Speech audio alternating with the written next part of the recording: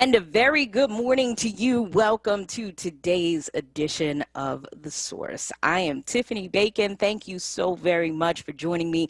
Happy Friday. Can you believe it? Another week has gone by. It feels like the weeks are going by so fast and so slow at the same time. Either way, I'm so glad we're here. We have an awesome show for you yet again today.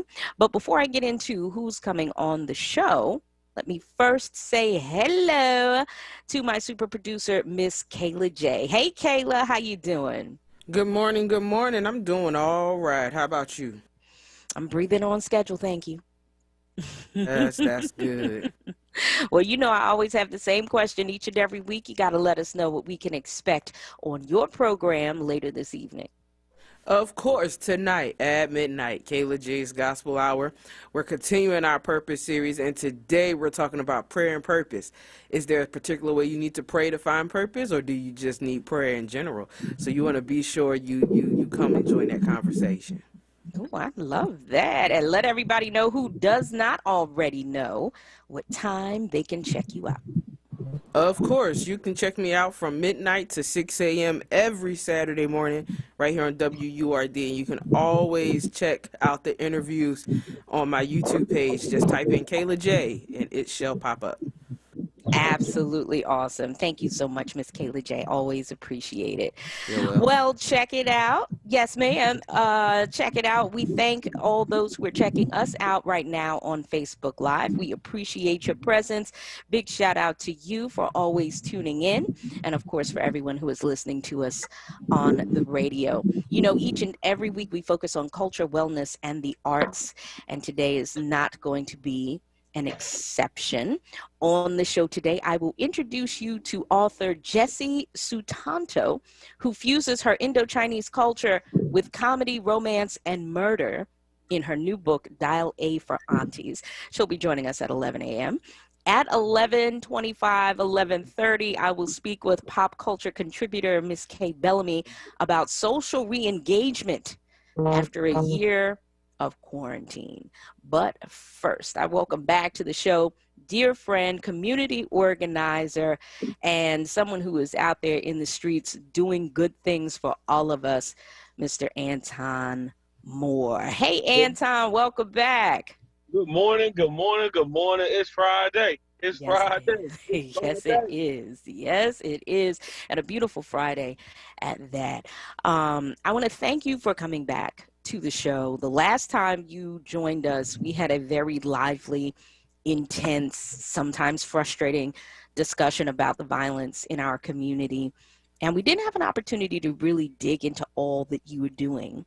All that you were doing for the community. So I wanted to have you back so that you can share some of that with our audience. So as a refresher, in 2009, you founded Unity in the Community. Please tell us about that endeavor.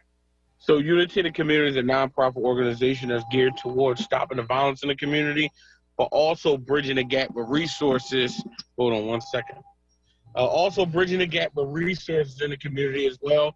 So we assist young people with getting scholarships to college, helping them find jobs, helping returning citizens, get their record expunged, finding mutual aid, like helping with rent, housing, utility assistance.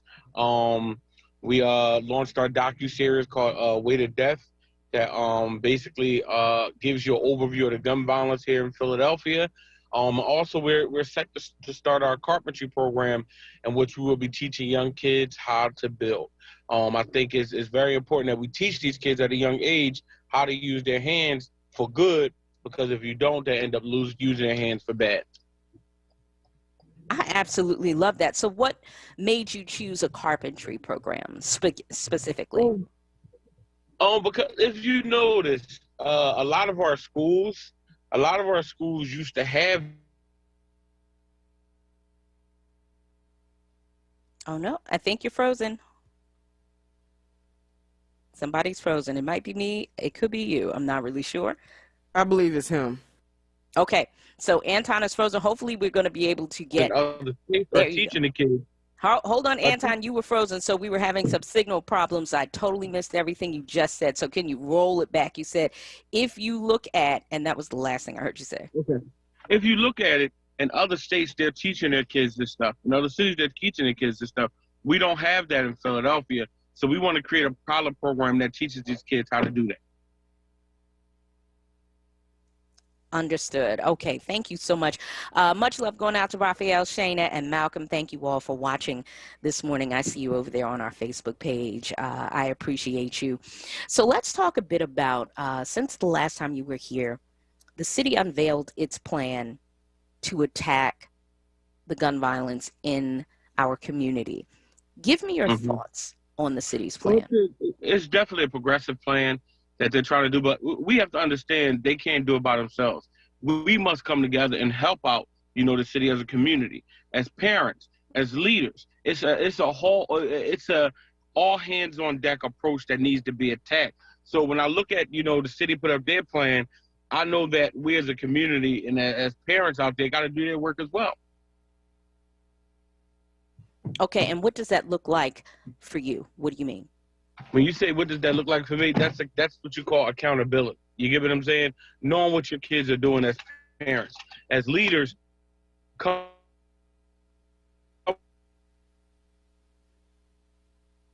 Oh, we are getting the Zoom gremlins today. Your signal's breaking up. Sorry, Anton, if you could restate that. I think you're still frozen. Hopefully you can restate what you were about to say. If you're just tuning in, this is the Friday edition of The Source here on WURD. Sorry, I had to break that up. You were frozen again, so I missed it again. So I hate to have you restate it, but I'll need you to restate it.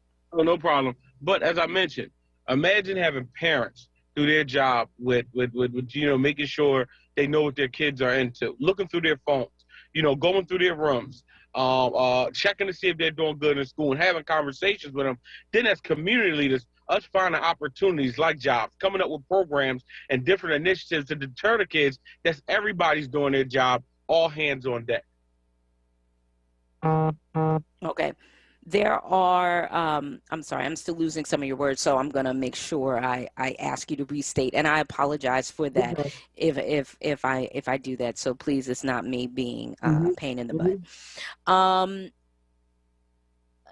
A lot of people have issue with the overall approach. Some folks have issue with how some community programs are handling, tackling, or approaching solving this problem. What is your response? And you heard some things in the last conversation, but what is your overall response when you are met with opposition from other community members, especially when you and other people like yourself are out in the street every day doing something to help solve the problem? The problem is we don't have enough people involved. You know what I mean? We get so caught up in, what this person is doing or what that person is doing. We don't have enough people. If you look at it, Tiffany, it's the same people that are on the battlefield getting the work done. What you don't hear is the kids that we actually help. What you don't hear about is the kids that's going to college. What you don't hear about is the kids that's actually going, getting jobs and are involved in these programs. You only see the murders that the news report. They won't report the good stuff, but they'll report the bad stuff. Look how many kids is going to be going to college this year.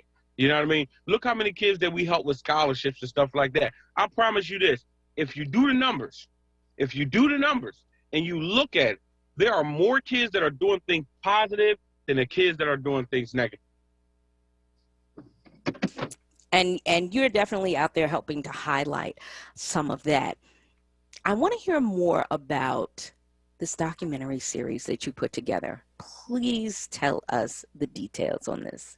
The details is we're trying to wake up our neighborhood. We're trying to wake up our community. And in our first episode of The Way to Death, we had a hip-hop artist, Meek Mill, who gave us the music standpoint. We had District Attorney Larry Krasner, who gave us the from a criminal justice, from the justice side and from the DA's office. And then we had a parent named Ms. Dominique Oglesby, who lost her 22-year-old daughter to gun violence. So when we have those things, our goal is to wake our neighborhoods up. You get what I'm saying? And inside the documentary, man, you saw a rare thing. We told a story about a 22-year-old girl who was going off to college. You know what I mean? And was murdered 2 weeks before that.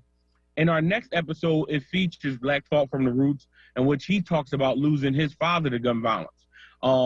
We have former Mayor Nutter, who talks about the violence when he was mayor. But in addition to that, having the story of a 3-year-old Tynera Borum who was murdered in South Philadelphia while she was getting her hair done, 3 years old. And we talked to the funeral director who embalmed her. We go inside the medical examiner office in the cemetery. And one of the things I said, Tiffany, that we want to do is we want people to see the destruction that gun violence is bringing to our neighborhoods. Thank you for telling their stories. As you know, I'm a creative as well, and I love storytellers. It is so important to tell our stories, the stories of folks who are fallen and the folks who are still here. Talk to me for a while about some of the inspirational stories of the young people and the adults that you have worked with in your time since getting into community activism. Share some of those inspiring stories. Some of the inspiring stories, I can tell you about one, a young man named Quill, who we gave a scholarship to college. He was just he's a photographer. He was shooting the Oscars. You know what I mean? He's on the cover of Teen Vogue. And when I speak to him and his mom, they always say, man, thank you for helping us out along the way.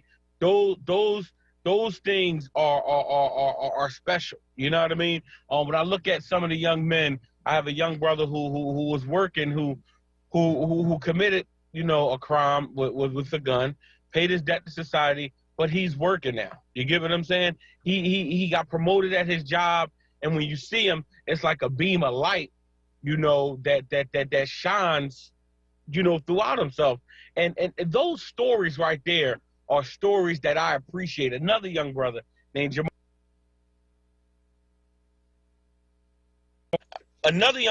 Jamar Williams, working with the city right now. He was, out in the world doing some rough things, but he changed his life around. He's able to take care of his kids. Those are the stories you don't hear about because the media talks about all the bad things. But when we start to tell our stories and start to shine a light on the young people and the people in our community that turn their lives around or is doing something great, I promise you it will outweigh the negative. Yeah. And I want to hear more of that. I want to hear more about in the recent weeks, couple of months. What's the one thing that or one or two things you've witnessed that re-upped your hope for humanity, re-upped your hope for the city? I think one of the things that re-upped my hope for humanity and just, in general is the young kids I see every day. Like we just hosted a 3-week job fair to help young kids get jobs. And the young kids that were showing up, just excited about signing up to work, it was like, listen, contrary to what you see on social media and hear in the news, our kids want to work. Our kids want to be a part of something. You know what I mean? So it makes me proud when I see 200 to 300 kids show up to sign up for jobs. You know what I mean? So I look at that and I say to myself, everything's going to be all right. We just have to offer up the needed resources to help these young people. Absolutely. I love that. Tell me more about the job fair. Is there another one coming up, and what was the outcome of the one that just happened? The outcome, because we're working with Work Ready and the Urban Affairs Coalition. Mm-hmm. So we have 3 of them. We hosted one out Tasker Homes. We hosted one out Wilson Park. And the next 2, one is at a shelter. And the next one is going to be on May 12th at 7th and Snyder at the Fort Powell Recreation Center with the Urban Affairs Coalition, signing people up for employment for jobs. And this is youth and adults, or is it just youth focused? It's for the youth. Yep, we're trying to get them involved in something. Okay, and give me the address on that again. That's 7th and Snyder Avenue. 7th and Snyder. What time on May 12th? Because we need to let folks know so they can take the young people down there or send them down. From 5 to 7 p.m. 5 to 7 p.m. That is amazing. Listen, if you have a question or a comment, now would be the time to reach out. The number 215-634-8065. You can also post your comment or your question on our Facebook page. I will do my best to read it. Let Anton answer the question for you. Again, you can reach out, of course, via the phone. The number is 215-634-8065. What are some of the other events you have coming up in addition to the job fair that folks can look forward to in the next couple of weeks, couple of months? Well, like I said, we have the carpentry program that's starting in June. But then in addition to that, we give out food twice a week, every Monday and Friday. We do it at 30th and More on Mondays at 12 p.m. And we do it on Fridays at the Dixon House, which is today. We're doing it at 12 p.m. at the Dixon House, and we give out free food to the community. So we're pretty busy throughout the week, you know what I mean? Also, we're going to be going neighborhood to neighborhood with the South Philly Resource Network, going to areas where a lot of the shootings are taking place. We're bringing out a DJ. We're bringing out the city agencies, the state agencies. We have bags of food from Babashi. They provided us with bags of food, and we knocking on doors asking neighbors, how can we help? How can we be a resource? How can we, be a beacon in the community to help it out so we can move our communities forward and stop the violence? Yeah, absolutely. I love it. What can folks do to support? To support, efforts? you can always volunteer. But also you can donate as well. Like for our carpentry program, we raised the money, went out, made some phone calls, sent some emails to get this stuff done. You know what I mean? So they can always log onto our website, www.unityinthecommunity215.com. They can see some of the great things that we're doing in the community, but they also can get in contact with me. I have a business phone, which is 267-473-2999. My phone is always open. People can give me a call. Let's chat. Let's talk on how we can move our community forward. I love it. Can you stay with us for a little bit? I need to take a break. When we come back, I want to talk about your growth as a man. Mm-hmm. I want to talk about how you have changed in these Philly streets since you were a young boy back in the day, doing all types of great stuff, and to where you are now. I want to talk about your personal growth and how you help to instill that type of growth in any young person that you meet. If you're just tuning in, it is The Source on WURD. Thank you for joining us. Stay with us. We'll be right back with more conversation after this.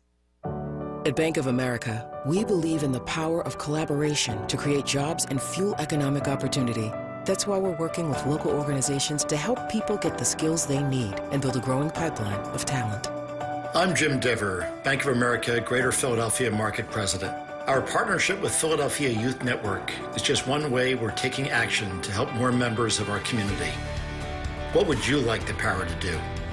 Bank of America N.A. member FDIC, Equal Credit Opportunity Lender. This WURD Wellness Vignette is brought to you by Keystone First. WURD Radio presents the following wellness tip to support our listeners with mindfulness and motivation as we continue to navigate the pandemic together.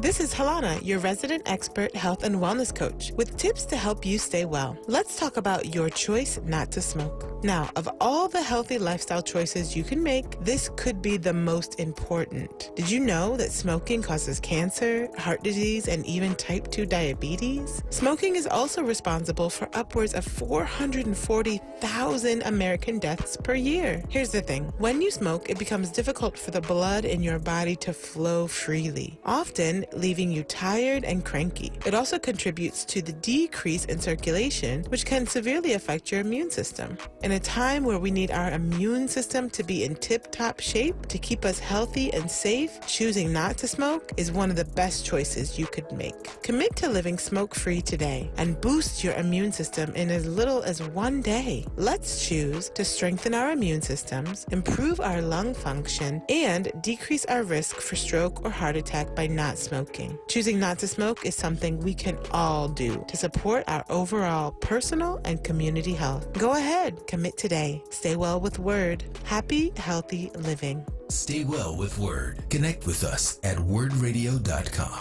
This WURD Wellness Vignette was brought to you by Keystone First. For more information, visit KeystoneFirstPA.com. Spring forward to throwback. All this month, when you start or renew your WURD membership, you'll get exclusive WURD throwback swag, vintage backpacks, books, and tees, while supplies last. Offer ends April 30th. Sow seeds into Black Talk Media and grow with us. Visit wordradio.com/join now to start or renew today. You're listening to The Source On WURD Radio. 96.1 FM and 900 AM WURD.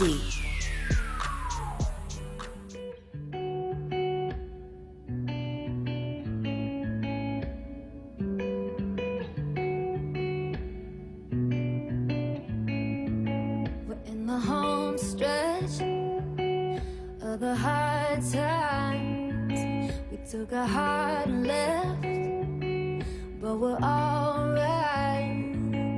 Yeah, life sure can try to put love to it, but we built this right, so nothing's ever gonna move it. When the bones are good, the rest don't matter. Yeah, the pain could peel, the glass could shatter. Let it rain, 'cause you and I remain the same. And there ain't a crack in the foundation. Baby, I know when it's storm we're facing, we'll pour right over while we stay put. The house don't fall when the bones are good.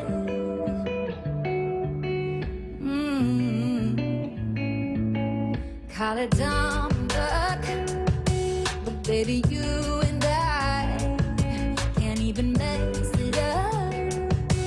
Though we both try, no, it don't always go the way we planned it. But the wolves came and went, and we're still standing. When the bones are good, the rest don't matter. Yeah, the pain could peel, the glass could shatter. Let it And welcome back to this Friday edition of The Source. I'm Tiffany Bacon. Thank you so much for joining me. We are WURD 96.1 FM. Big shout out to the folks who are still checking us out on Facebook Live and, of course, on YouTube as well. I appreciate your presence. As always, to our listeners who are tuning in via the radio. My special guest in this hour is Mr. Anton Moore. He is a community organizer. He's a leader. He's an activist, and he is joining us for this segment today. So there's a lot of back in the day conversation happening now. We spent the first part of the hour talking about the work that you're doing. Now I want to talk about you and your maturation as a man in this city. How has Philly shaped you? Philly has shaped me because of so much of the heritage and just being from Philly is a beautiful thing. You create your hustle just from where you grow up at. I don't care if it's in South Philly, North Philly, West Philly. If you come from Philly, there's a light that is lit inside of you that shines and burns and creates your hustle. And it makes you believe that you can do anything you want. I love that. I love that. Is that how you would describe what it is to grow up in Philly to someone who's never been here? Yup. I tell them, look, you got to have that hustle. You got to have that, that thick skin. And you have to have that go-get-'em attitude to want to get things done, and being able to grow up in Philly and do your thing. Tiff, I got to say, it's a beautiful thing. I've seen some of the greatest things happen in Philadelphia. Mm-hmm.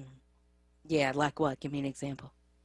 I mean, just see so many successful people like yourself being on the radio, seeing, people like Meek, seeing people like Will Smith. Like you watch people evolve and grow and become great people. Seeing just everyday people like the Scepter bus driver who worked at Scepter and showed the young men in our neighborhood what it is to be men. Seeing some of the business owners like Kevin Parker. I worked for Kevin when I was 15, working in radio, interning in radio, and working in Miss Tootsie's restaurant, and seeing Kevin grow, and just to see his untimely death of him, passing away. All that plays a role of the Philadelphia American dream. When you think of Philadelphia, you think of some of the heavy hitters. You know what I mean? You look at the Eagles winning the championship. You look at some of the young men who fall by the wayside but get back up and keep thriving and become successful. So looking at things like that, helps you become a better person. You talked about the Philly hustle would you say that the hustle has changed over the years? And if it has, how? If it hasn't, why hasn't it? And my allergies is starting to kill me. That's all right. I understand. The Philly hustle is still the same, but it's how people go about it. You know, when you see some of the people like Wallow and how he changed his hustle that goes along with social media, it changed the whole dynamics of the way the hustle is. Now, not only are you hustling, but you're hustling smart. And that's Philadelphia. I think people are starting to hustle smart, and you're starting to see more business owners in our neighborhoods and on social media. So you look at that, you count it on joy. Mm-hmm. For those who may not have the hustle or may get lost to some of the other ills of our society, what do you say is happening there? State that question again, Tiff. For those who may not have that hustle, who may get lost in society, what do you say is happening there? They got to go. They have to find themselves. What's happening? What is, if what you're describing does not hit everybody in the city, what is happening that it doesn't hit everybody? What do you think are some of the factors, the reasons? I think some of the factors are social media, because there's the good and there's the bad to social media. Sometimes people start to compare themselves to other people and feel like they're not worthy. And it doesn't ignite that light and that bulb and that shine within them to go out and get things done and make things happen. So a lot of times, I think what you see in today's society from the younger generation, they compare themselves to other people without knowing people's stories, because social media is so instant. So when they see that, you don't see a lot of people who are striving for the best. They end up taking the low road and say, you know what, I don't think I'm up for that. I don't think I can do this. I don't think I can do that. And it takes away from their talent and their ability to become who they want to become in life. When you say that was some of that was existent long before social media, so what would then be the reason?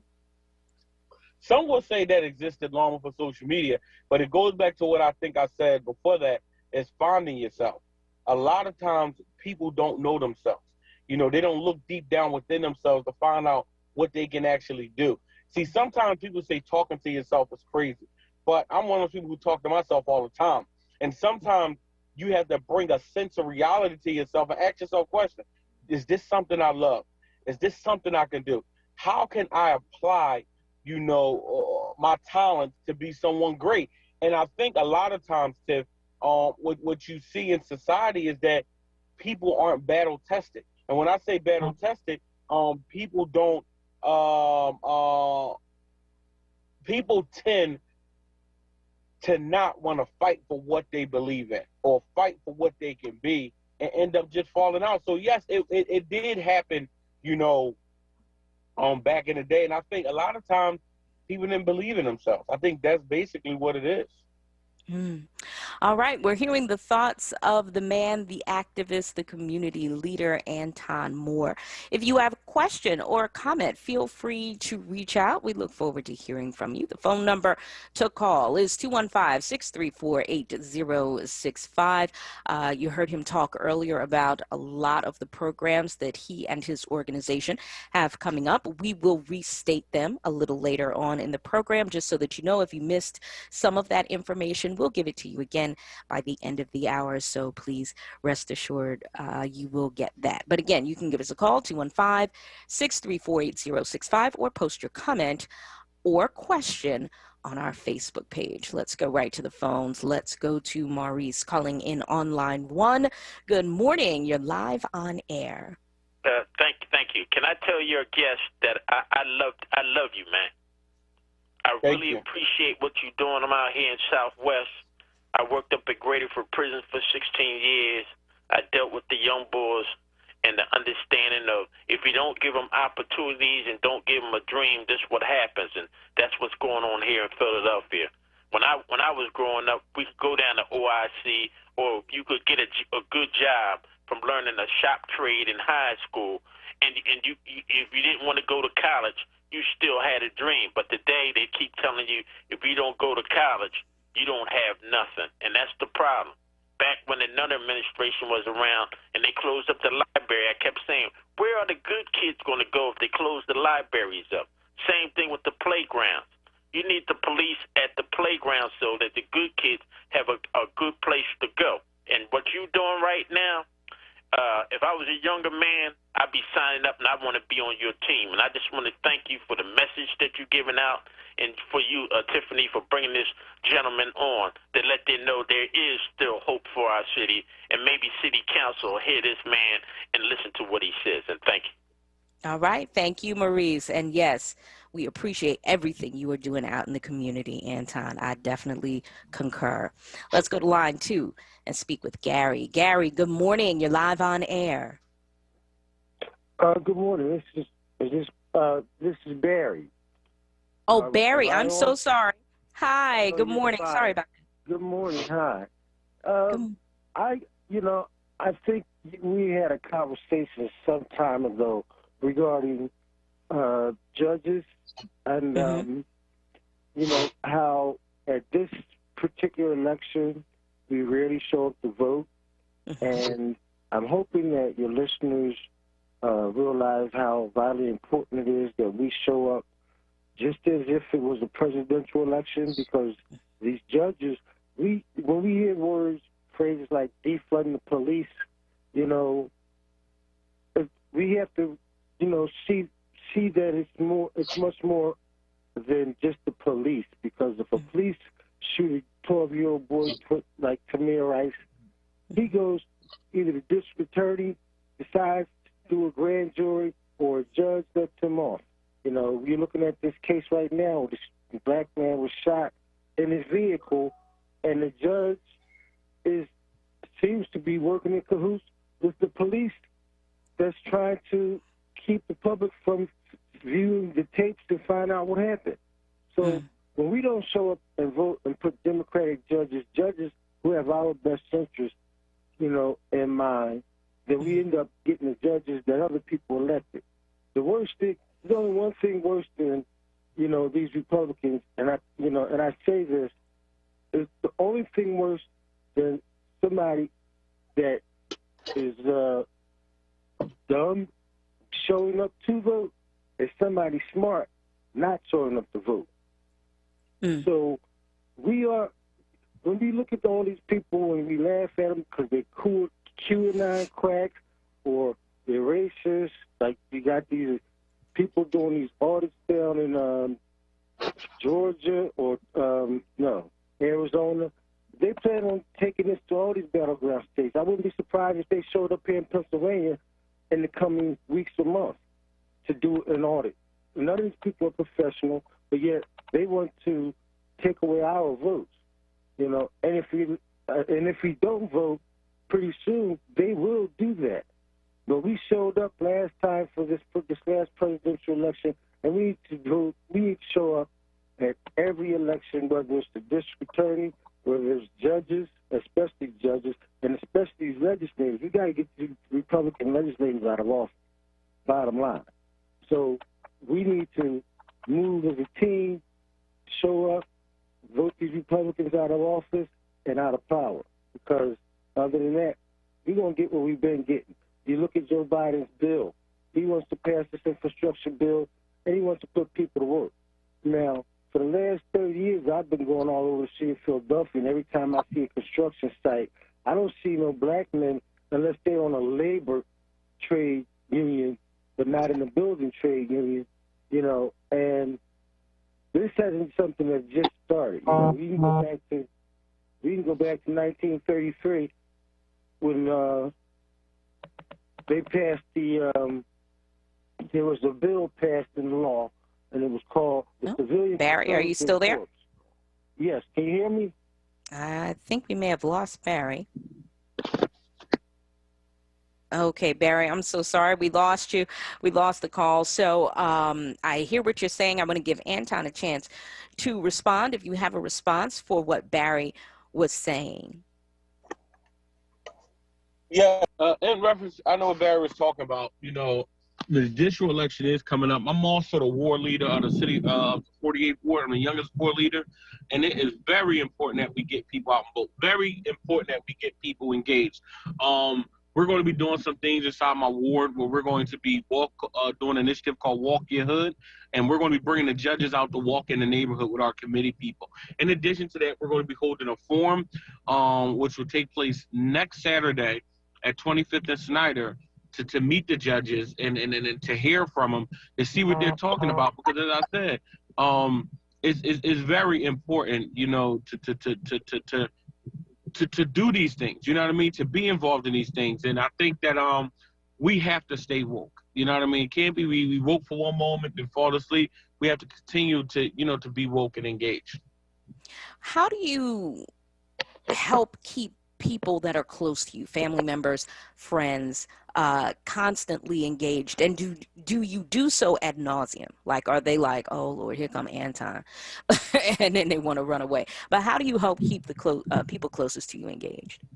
You keep it balanced.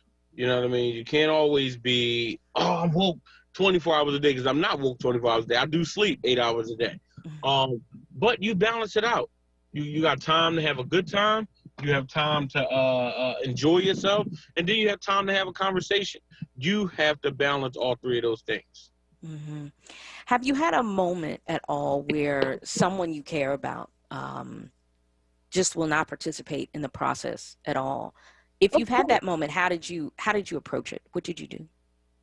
It's one of those things, you can't waste time on dead sheep. If people don't want to get involved, you got to move to the next person, because we're in a situation where we need as many people as possible to be involved in the process. So if you know someone is just dead on against, you know, what's going on, okay, cool, let's go to the next one. There's so many people that need to be saved, but need information as well. Mm-hmm. How do you engage with them further? Does that change the nature of your relationship with that person or those people? No, because you got to respect people's opinion and feelings, and understand that people are going to differ from you on a variety of things. But we have an obligation to share the information and talk to people and share the information, talk to people, and educate them as well. Mm. You said some really interesting things, because I think this last political cycle, this last year, period. I was trying to come up with some other things, but let's just pack the whole thing into the last year, has really put a strain on a lot of relationships, whether it's people realized, oh, I didn't know you felt that way or thought that way, or it's, I knew you felt that way and thought that way, but I thought as things progressed, as these things happened, you would change your mind. What would be your best advice to those who, especially say if it's a young person, they're at odds with the elder in their life on their thought of progress, their thought of wokeness, and they really want to disassociate themselves from that elder or other person? What would be your best advice to that young person? And to the elder who is at odds with them? My best advice to both the younger person and the elder is stop and listen. Stop, listen, and have a conversation. I think a lot of times we tend to talk without listening. We talk to be heard and not talk to actually hear other people's opinion and perspective. And I think that's where the lines get blurred. I think that if we stop to have a conversation and see the other point of view, we will have a better understanding of one another. I love it. Great place to take a break. Going to come back and wrap up our conversation with Anton Moore. He is on fire for the community. If you have a question for him or a comment, feel free to reach out. 215-634-8065. Stay with us. We'll be right back with more conversation after this. I'm Henry Louis Gates Jr. We are people of resilience. No matter what happens, we fight through the pain. We protect our traditions. We uphold our excellence. So let's protect our lives. With vaccines, we can trust. We can do this. To learn more about COVID-19 vaccines, visit cdc.gov/coronavirus. Brought to you by the U.S. Department of Health and Human Services. Hi, This is Samantha from Leo's Apparel on Germantown and Lehigh Ave. Open from 9:30 to 5:30 Monday through Saturday. We have the hottest selection of boys' dress suits and casual sportswear for boys sizes 2T to 20. Men, let me tell you, we got in a large shipment of straws from Stetson. We have new linen and dress suits. Biggest selection of Stacy Adams shoes. Get an extra WURD 10% discount. WURD family, the Go to Know campaign for colon cancer is up and running.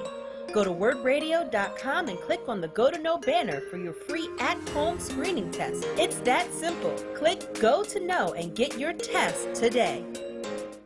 Livelihood, WURD Radio's new initiative, connecting Black Philadelphians with jobs, entrepreneurship resources, small business development information, and financial literacy tools. Tune in to WURD Radio for our weekly livelihood segments and every weekday show. For a full schedule, visit wordradio.com/livelihood. For more information on livelihood, visit wordworks.com. That's WURDWORKS.com. Want the latest in WURD swag? Check out the shop tab on wordradio.com. Hoodies, tees, and more in a variety of colors. The shop tab on wordradio.com. Show the world that you're all about black. Talk media. You're listening to The Source with Tiffany Bacon on WURD Radio. Streaming live on wordradio.com and the WURD Radio app. I can still shut down a party.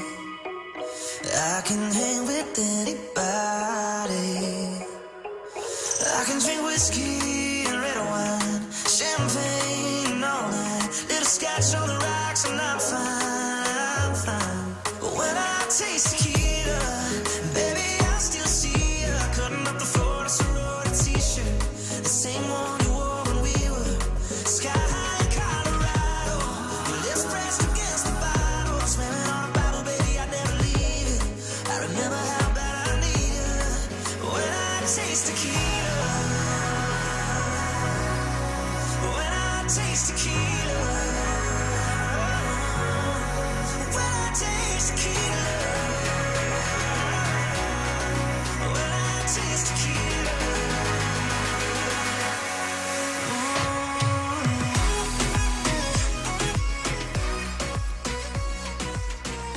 And welcome back to the Friday edition of The Source. I'm Tiffany Bacon here on WURD 96.1 FM. Thank you so much for joining me.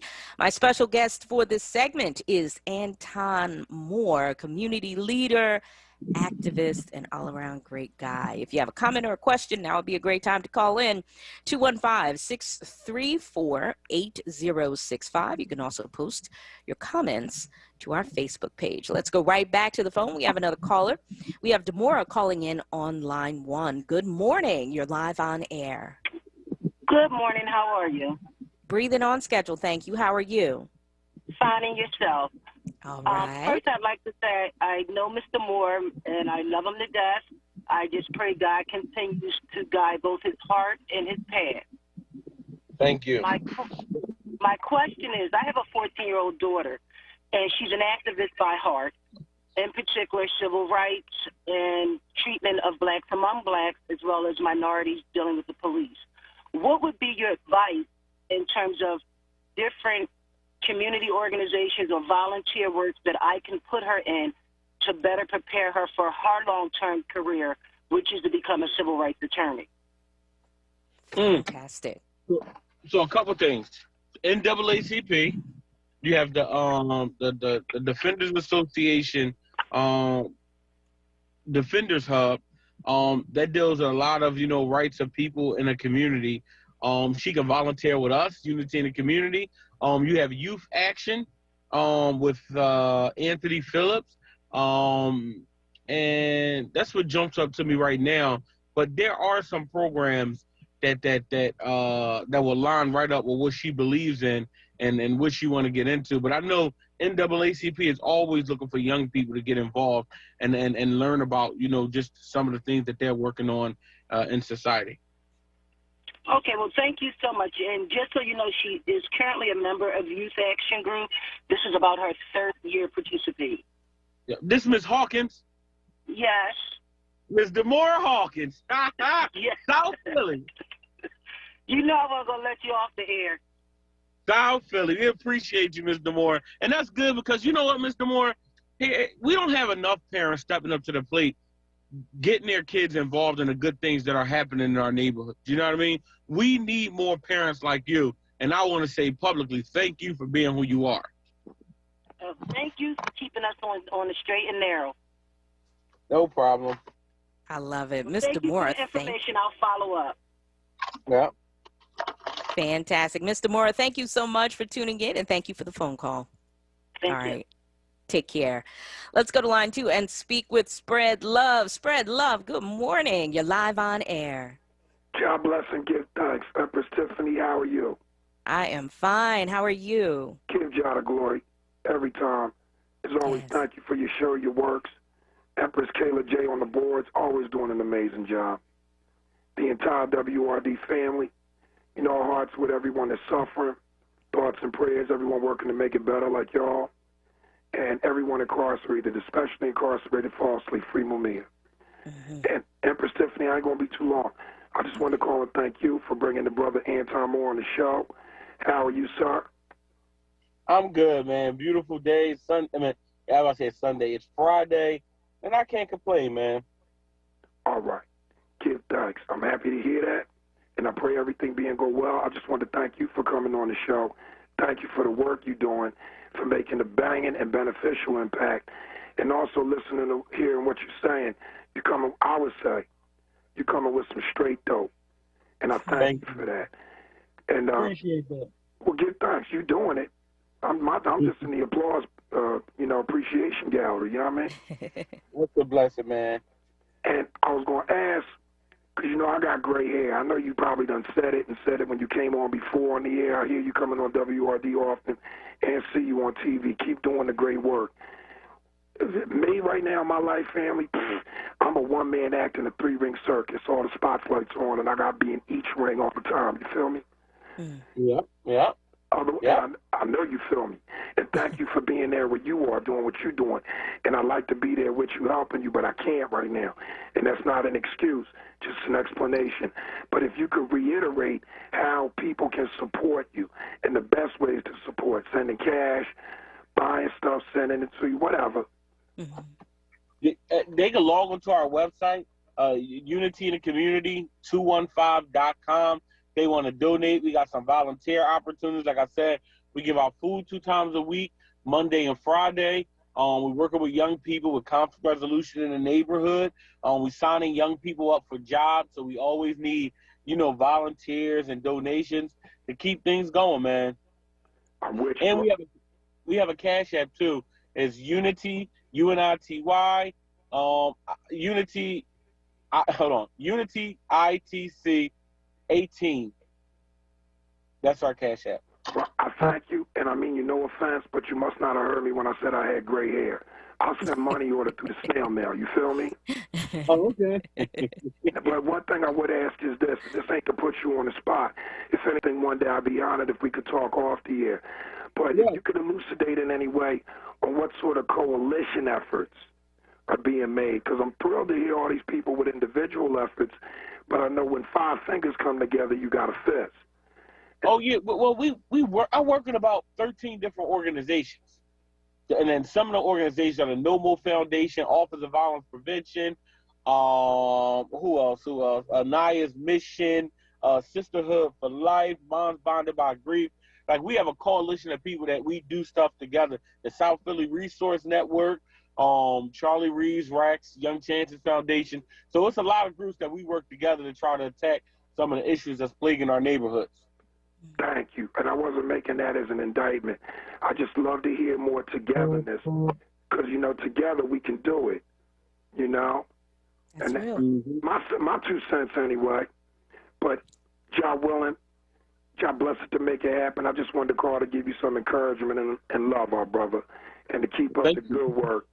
And when and I feel you on taking a load off. Make sure, balance that family. I'm telling you. You know what I mean? When you want to kick back and drink some beer, give me a call. I'm not just a client in that department. You know what I mean? Okay. More love. Understood. Thank you so much, Spread Love. As always, I appreciate you. Have a great day. Let's go to line 3. Speak with Phil. Phil, good morning. You're live on air. Good morning, Tiffany. Yes, good morning. And good morning to Caleb. Thank you for taking my call. I got 2 small questions for Brother Anton Moore. I'm an old activist. I've been out there since the 70s, so I've seen it come and I've seen it go. And my first question would be, I need your opinion of how we are following leadership to address the symptoms instead of the cause of the problems we face in our community. And the second question is, are you aware I'm so sorry, Phil. I'm sorry. Let me just interrupt you for 1 second so that we can get the best out of Anton's answer. Let's just do one question at a time. So restate that first question, let him answer, and then you can give me the second one. All right. What's the question again? Yeah, could you repeat the question? How does give me his opinion on how most of our leaderships are addressing the symptoms instead of the cause.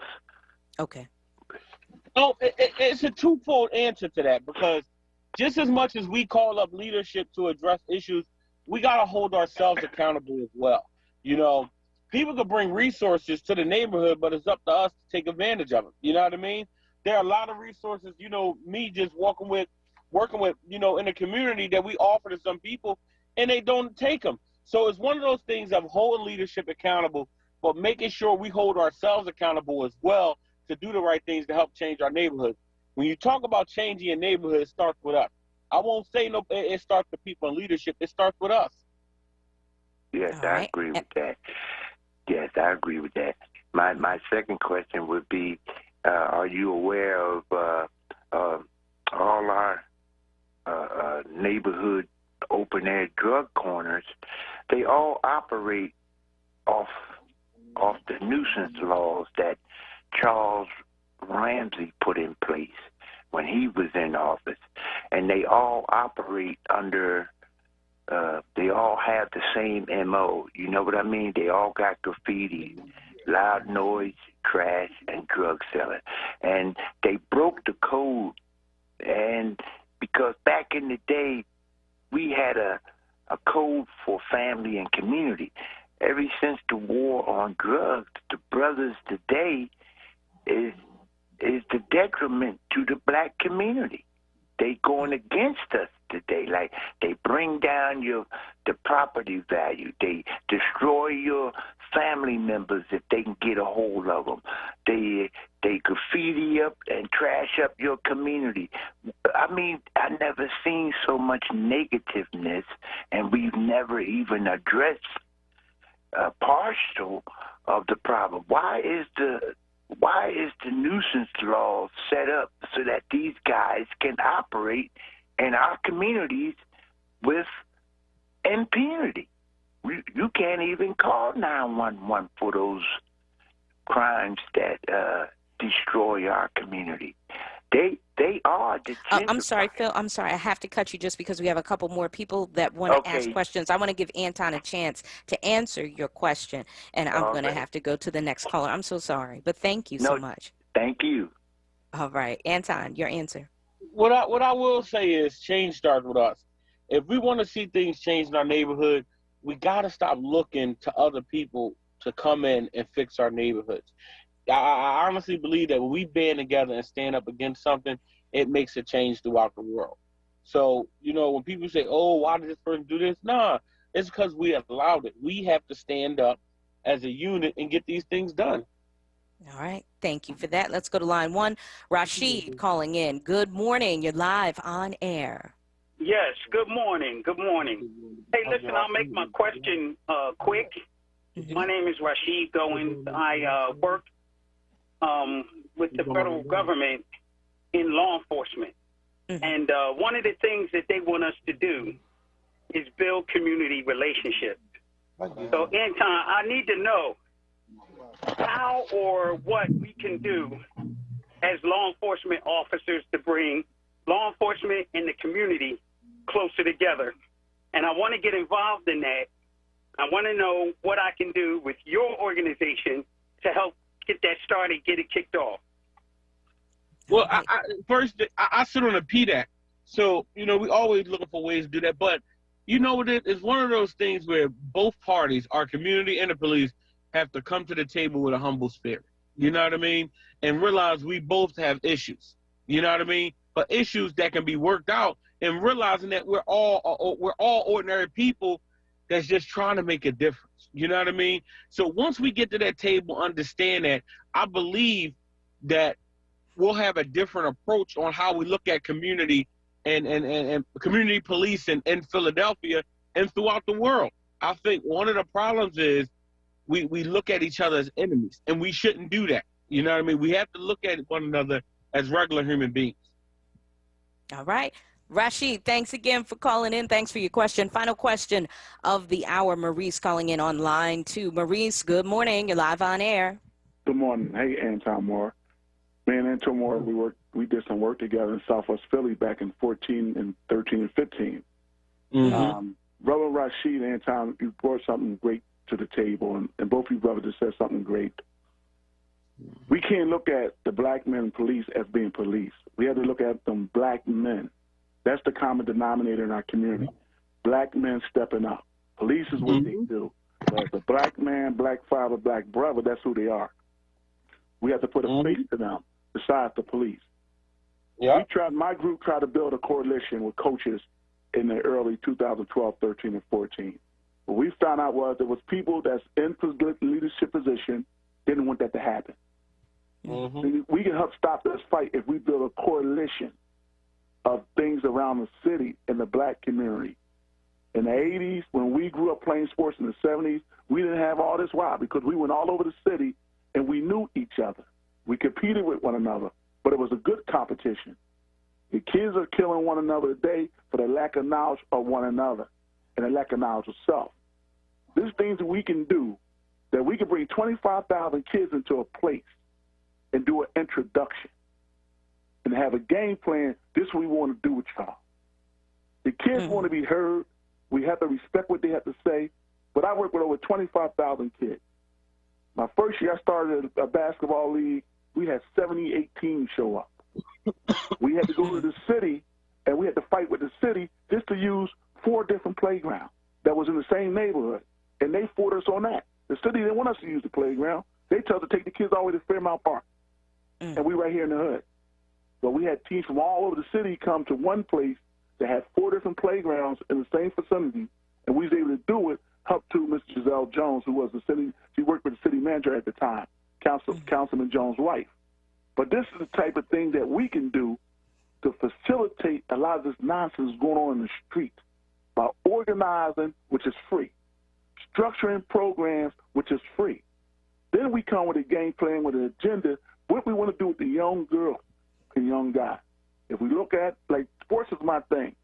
No one's coming out of Philly is really getting scholarships nowhere. We're getting caught up in the street. We have to change this condition and this turn. We can do it, but we need guys that's going to say we're going to do it for the right reason, about the youth, for the youth, and for the community. Thank you. I'd like to hear from you, Anton, what you think about that. All right. Thank you, Maurice. And we're going to have Anton respond to that quickly before we close out the segment. Yes, Anton. Maurice, you make a good point. You mentioned some great people, and sometimes the challenge is fighting the city, getting through the bureaucracy. But thank God for people like Giselle Jones, who's a very good person. But it's one of those things, and I think you touched on, Maurice, is that we got to keep fighting. We got to keep believing. We got to keep rolling up our sleeves and get the work done for the people, because I believe when we organize and we're all on the same page, it makes a big difference in our neighborhood. Absolutely. And with that, we have to close out. I know we ran you a little longer than planned. I thank you so much for sticking around, Anton. Please tell folks the website so they can find out more about what you're doing and how they can continue to support. If you want to support us, you want to know what we're doing, log on to unityinthecommunity215.com. Fantastic. Anton, thank you for being out there and doing so many great things. I appreciate you. Thank you. Appreciate you. All right. Stick around. We have more great conversation on the way after this.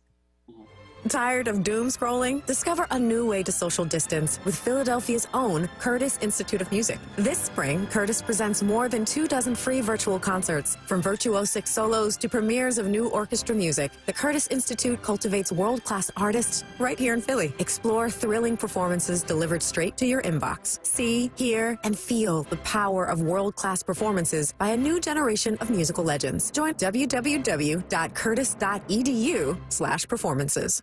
Enterprise Exterminators, located at 4943 Wayne Avenue, has been in business since 1976 and can eliminate whatever pest problems you have. Enterprise specializes in bed bugs, lanternflies, and termites. Call for your free termite inspection today. Do-it-yourself kits are available. Enterprise Exterminators, servicing Philadelphia, Delaware, and New Jersey. Call now, 215-849-7070. Ask us about the WURD and senior discounts. Tune in Saturdays from 2 p.m. to 3 p.m. to hear Empire Capital and Consulting founder Mark Palmer's show titled Black Money, Black Power. This show centers around black money and how black power is derived from money. Tune in every Saturday from 2 p.m. to 3 p.m. Black Money, Black Power. Hosted by Mark Palmer. The Black Words Book Club.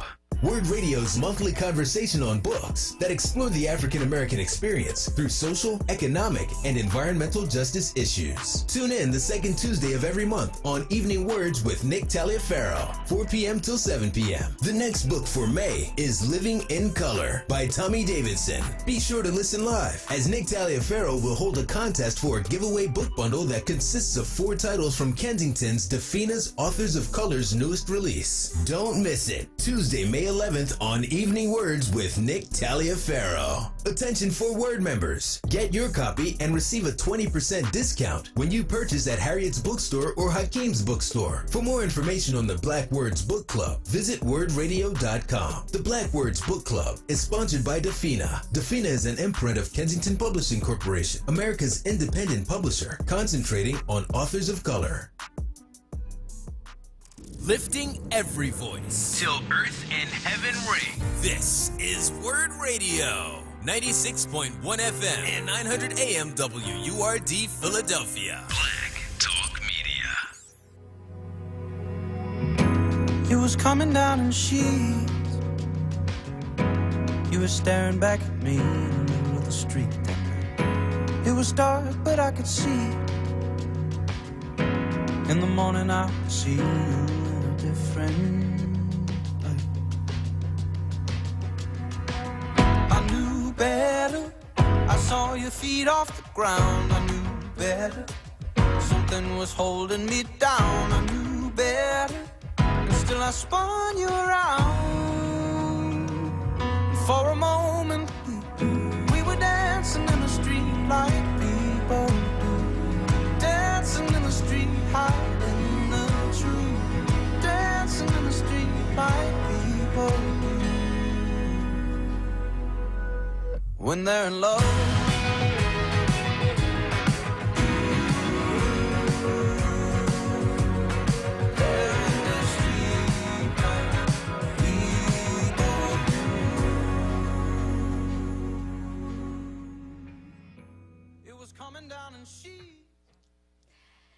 And welcome back to this Friday edition of The Source here on WURD. I am Tiffany Bacon. Thank you so much for joining me. My super producer, Miss Kayla J. She calls herself the music nerd for obvious reasons. Sister knows music. Okay. We just had a very inspirational conversation with Anton Moore. He's representing so much of the good that we have in the city, people who are out there doing their thing, working to make change in our community. So what I wanted to do, with the help of Miss Kayla, because she is the music expert right now on this show, is to provide you with just a moment of joy. We both love music. So Miss Kayla, what do you have very special ready for us to enjoy for this moment of joy on The Source today? Listen, I got an 80s dance mix for you all. It's nothing like getting a good 80s vibe going. I know about the 80s, child. I lived it, loved it. And we wanted to give you a moment, right? Just a moment of joy. Let's go back into time. Let's get it, Miss Kayla J. give all homage to Miss Kayla J for putting this thing together. Let's hear it. You are now rocking with DJ 215.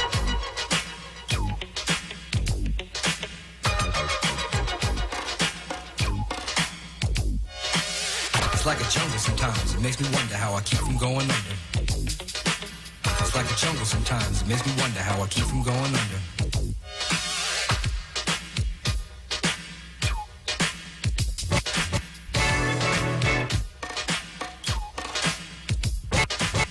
Broken glass everywhere. People pissing on the stage, you know they just don't care. I can't take the smell, can't take the noise. Gotta run into the line, I guess I got no choice.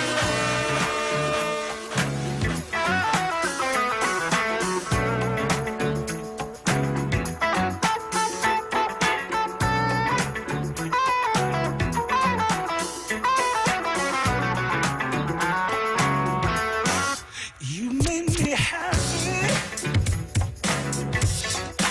Yes, you can dance. You stood right beside me, and I won't forget. And I really love you. You should know. I'm gonna make sure you're so nasty. That's always undercover, and I talk to my daddy, say, send you 18, till you're down on a muffin, and it's sure to be a change in ways. Nothing to cheer, leader, that's a real big leader. A vibe like a reminisce, with the best thing, love it. But your sister and your cousin, and it started with a little kiss like this.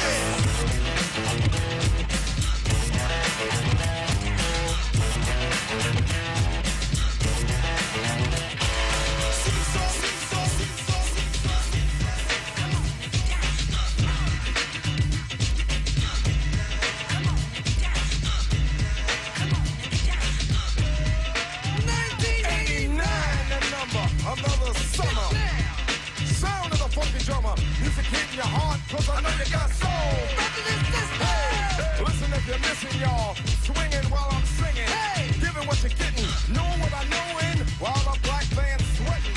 In the rhythm I'm rolling. Gotta give us what we want. Gotta give us what we need. Hey, our freedom of speech is freedom of death. We got to fight for the powers that be.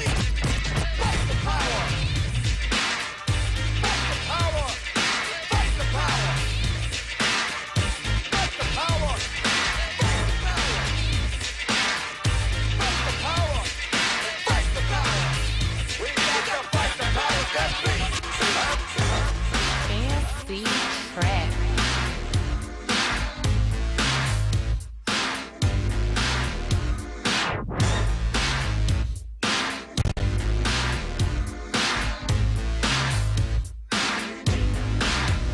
Yes, I can dance. I can feel it when you walk. Even when you talk, it takes over me. Yes, I can dance. I wanna know, can you feel it too? Just like I do. Wow. This stuff is starting now. It's the same feeling I always seem to get around. There's no mistaking, I'm really taken by the simple gift of you.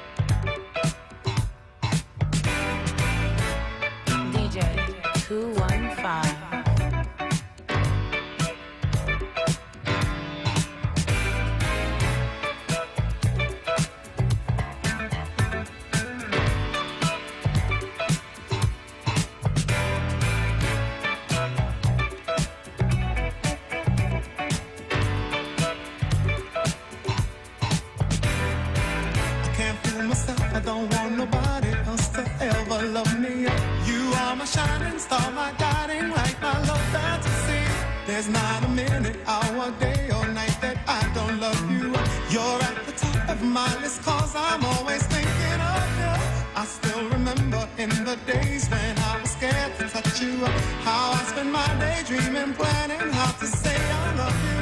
You must have known that I had feelings deep enough to swim in. That's when you opened up your heart and you told me to come in. Oh, my love. 1,000 kisses from you is never enough. I just don't wanna stop. Don't have to be beautiful to turn me on. I just need your body, baby, from dusk till dawn. You don't need experience to turn me on. Just leave it all up to me. I'm gonna show you what it's all about. You don't have to be rich to be my girl. You don't have to be cool to rule my world. Ain't no particular sign that I'm more compatible with. I just want your extra time and your Clap your hands, everybody, if you got what it takes. Cause I'm Curtis Blow, and I want you to know that these are the breaks.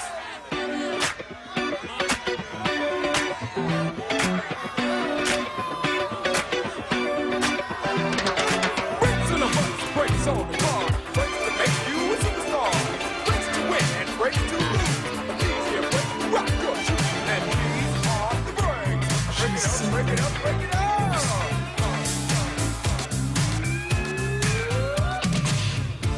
She touched by me in painted on jeans,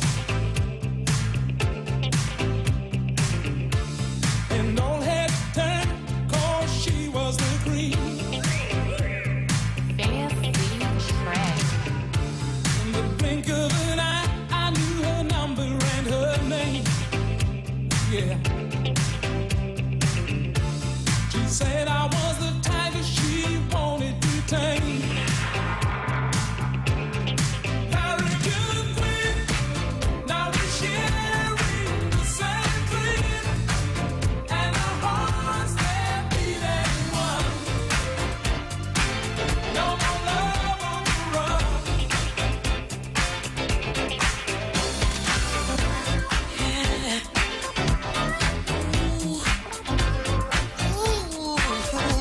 Look at her.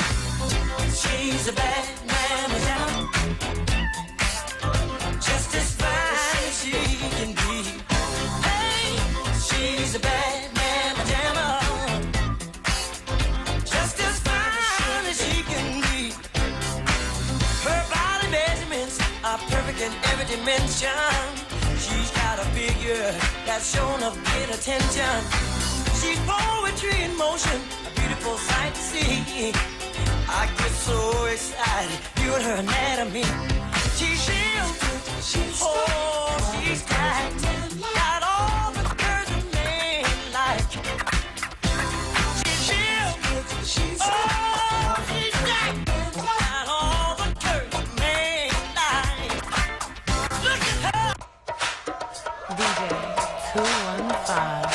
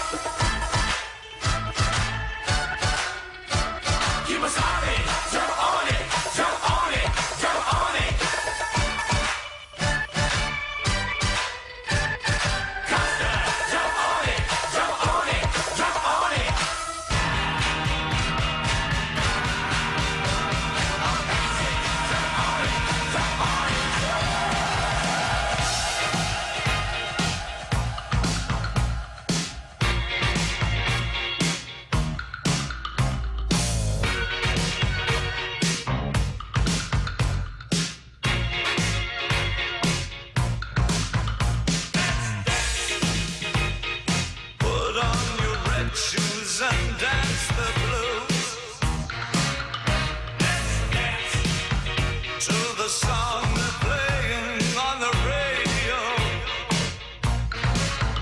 Let's sway while color lights up your face. Let's sway, sway through the crowd to an empty space.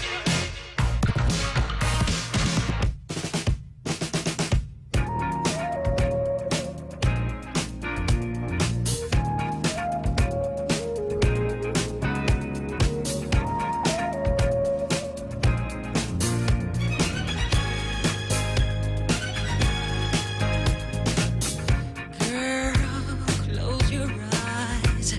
Let that rhythm get into you. Don't try to fight it. There ain't nothing that you can do.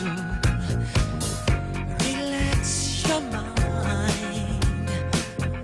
Lay back and groove with mine. You gotta feel that heat, and we can ride the boogie. Share that beat of love. I wanna rock with you all night. Dance you into the sunlight. I wanna rock with you all night. Gonna rock the night.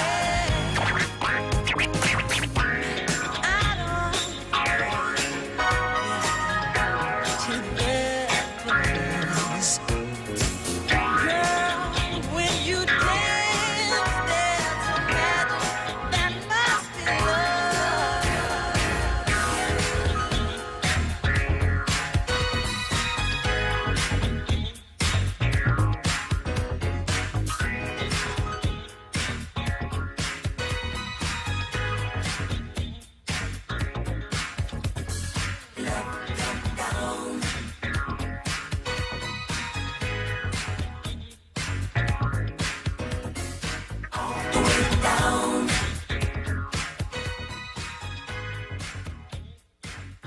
Oh man, giving you a little piece of joy on this Friday morning. Oh, if that didn't put you in the Wayback Machine, I don't know what would. Thank you, Miss Kayla J.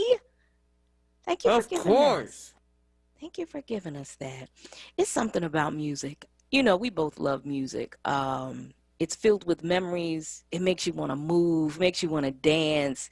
It just brings joy. And I appreciate that today. Thank you so much. All right, if you're just tuning in, it is The Source here on WURD, the Friday edition of The Source. I'm Tiffany Bacon, gave you a little music dance break there. But listen, are you looking for a job? WURD has got you covered. We just launched a brand new job portal featuring jobs from some of Philadelphia's leading companies and arts organizations. If you go to the portal right now, you'll see jobs from URD Radio, the Kimmel Center, Hers Foods, Always Best Care, and more. So apply for a job today. Just go to our livelihood website at WURDworks.com. That's WURDworks.com and click jobs. Since we had a little bit of joy talking about dancing and all that good stuff, when we come back, we're going to have a conversation with our pop culture contributor, Miss Kay Bellamy, and we'll talk about re-entering social society. Are you ready to get back out there and mingle with people again? Are you apprehensive? Are you busting at the seams? We're going to talk about what that looks like, what our concerns are, and whether or not we ready to go be out there with people. Stay with us. We'll be right back with more conversation after this. Hey everyone, it's Michelle Obama. Barack and I are so thrilled that we got our COVID-19 vaccine because this is a deadly disease and this vaccine will protect us from getting really sick. Getting vaccinated is safe and it could save your life and allow us to start getting back to seeing friends and family again. We can do this. To learn more, go to cdc.gov/coronavirus. Paid for by the U.S. Department of Health and Human Services. Every If you're feeling down or feeling blue and want someone to help you process it all, let's talk with Yolanda. She's not only a social media motivational speaker, she's a psychotherapist by trade and certified in prolonged exposure therapy for PTSD, post-traumatic stress disorder. If you need counseling or seeking a life coach, contact Yolanda Novoa, 267-574-4632. Let's talk with Yolanda. She can be seen on Facebook and YouTube. Barbers on Broad. We know grooming is important. Let us show you why. Our barbers have over a decade of experience providing quality services in a professional manner. We specialize in all the classic styles and cuts while delivering the sharpest finishes. Located at 1220 North Broad Street, Suite 3, best in town, best on Broad, Barbers on Broad. Mention this ad to save 10% on your next service. This ad is brought to you by the North Broad Renaissance and Truist Foundation. The WURD Radio newsletter, keeping you informed, engaged, and connected. Sign up by visiting wordradio.com. Scroll to the bottom of the page and type your email address under Connect with Us. You'll receive the latest information on WURD Radio, messages from our president and CEO, Sarah Lomax Reese, exclusive articles and multimedia content, and resources. Stay informed with the WURD Radio newsletter. You're listening to The Source with Tiffany Bacon on WURD Radio. Streaming live on wordradio.com and the WURD Radio app.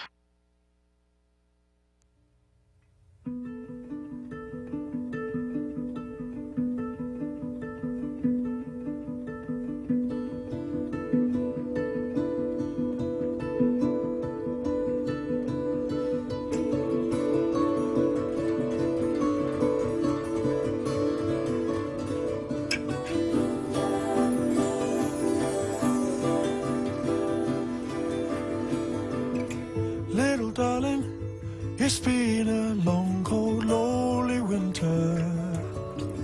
Little darling, it feels like years since it's been here.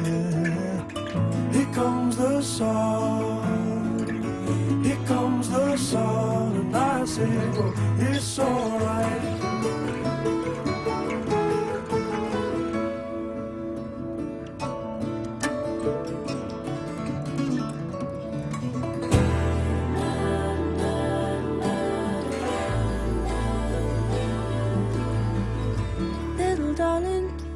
Smiles returning to the faces.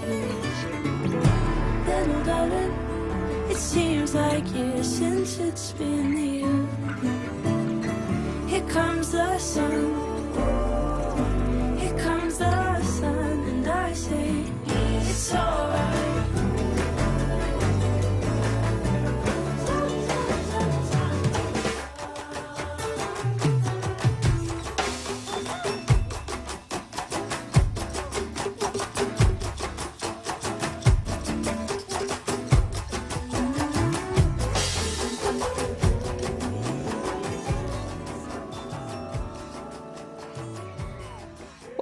Welcome back to this Friday edition of The Source here on WURD 96.1 FM. I'm Tiffany Bacon. Thank you so much for joining me, and much love going out to Miss Kayla J for always providing great music for us in between conversation.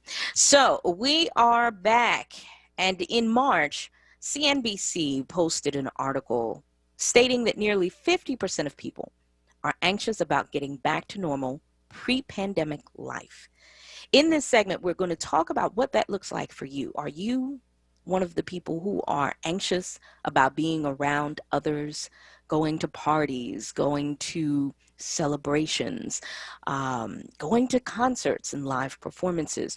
Or are you chomping at the bit? Are you ready to go? You are tired of being inside your house. You're tired of not hugging folks, touching folks, connecting with folks, and doing all the things we used to do without concern. Give us a call if you have thoughts about that. What are your plans? Are you like, I'm still going to wait. Y'all not going to see me till 2022. What are your thoughts? 215-634-8065. That's how you can reach us. You can also post your comments on our Facebook page. Hello to our Facebook Live viewers. So feel free to post comments there. I'm welcoming into this segment our regular contributor about all things pop culture, Miss Kay Bellamy. Hey, Kay. Good morning. Hey, honey. As you can see, I'm always, on the road to somewhere. Not sure where, but somewhere. Hush. How are you, honey? I'm breathing on schedule, ma'am. How are you? I am awesome sauce. Awesome. Fantastic. So yeah, let's talk about you. Are you one of the, as CNBC says, 50%? Are you one of the 50% that's anxious about getting out there amongst people or not? I am. I am one of those people who am, because I am people driven. Like, I love, and a lot of what I do work wise, puts me in that position of being in front of people or around people or training people or, doing something with people. But not just that. I miss those moments where I used to go to the movies by myself and just sit in the corner seat with my popcorn and my hot dog and watch the movie. Like, I miss being able to be free, because I think that sometimes, we often say we don't miss freedom until it's gone. And I think that the pandemic restricted us in a way that I don't think that some of us have ever seen before. Yeah. And it completely disconnected us. And then we're on these screens and you trying to make sure the background is right. And you sitting in your living room and you got the beach in the background.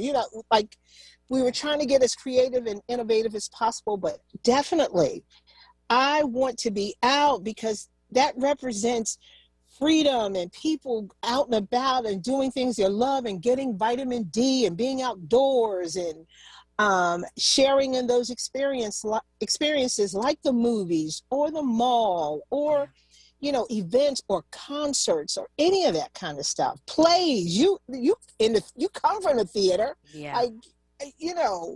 Being able to go sit and see a play or listen to a concert. So yes, I am excited about freedom. Excited but apprehensive, right? Yes, but careful, but cautious. Yeah. Definitely cautious. What are the main things you're concerned about? The main thing I get concerned about is people not caring about other people.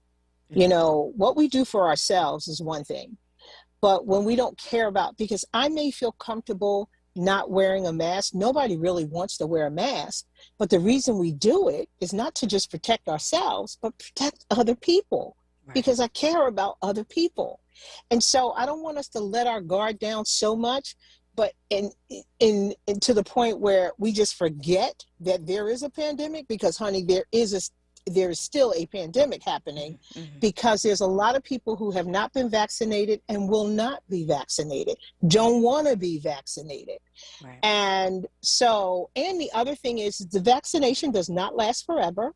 It's only a short period of time. And then some of us may have to go back and get booster shots just to protect ourselves. But we have to be sensible at the same time, but really enjoy and appreciate those moments where we can be free and gather with people that we love and, maybe have an outdoor concert, because we're coming into the summer months, which means we could do a lot outdoors, drive-in movies, movies in the park, and some people do movies in the graveyard, whatever your flavor is.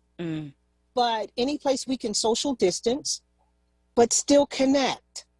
But still connect somehow. So I think it's a blessing that we're coming upon a place where we can begin to have the best of both worlds. But at the same time, we definitely have to care about other people. Yeah. I want to hear from you, the listening audience. Give us a call, 215-634-8065. Are you feeling anxious about returning to social situations, potentially crowded situations? Are you anxious about it? Are you ready to do it? Do you have anxiety around something that is not COVID related, but pandemic produced? So let's think about what that is. Do you have any anxiety about something that's not COVID related, but pandemic produced? Think about what that could possibly be. Give us a call, 215-634-8065. 8065. What do you think about that? Do you have any anxiety about something that's not COVID related but pandemic produced? Yes. And I have to say the first thing is our children, depression. Like, I really am concerned about that.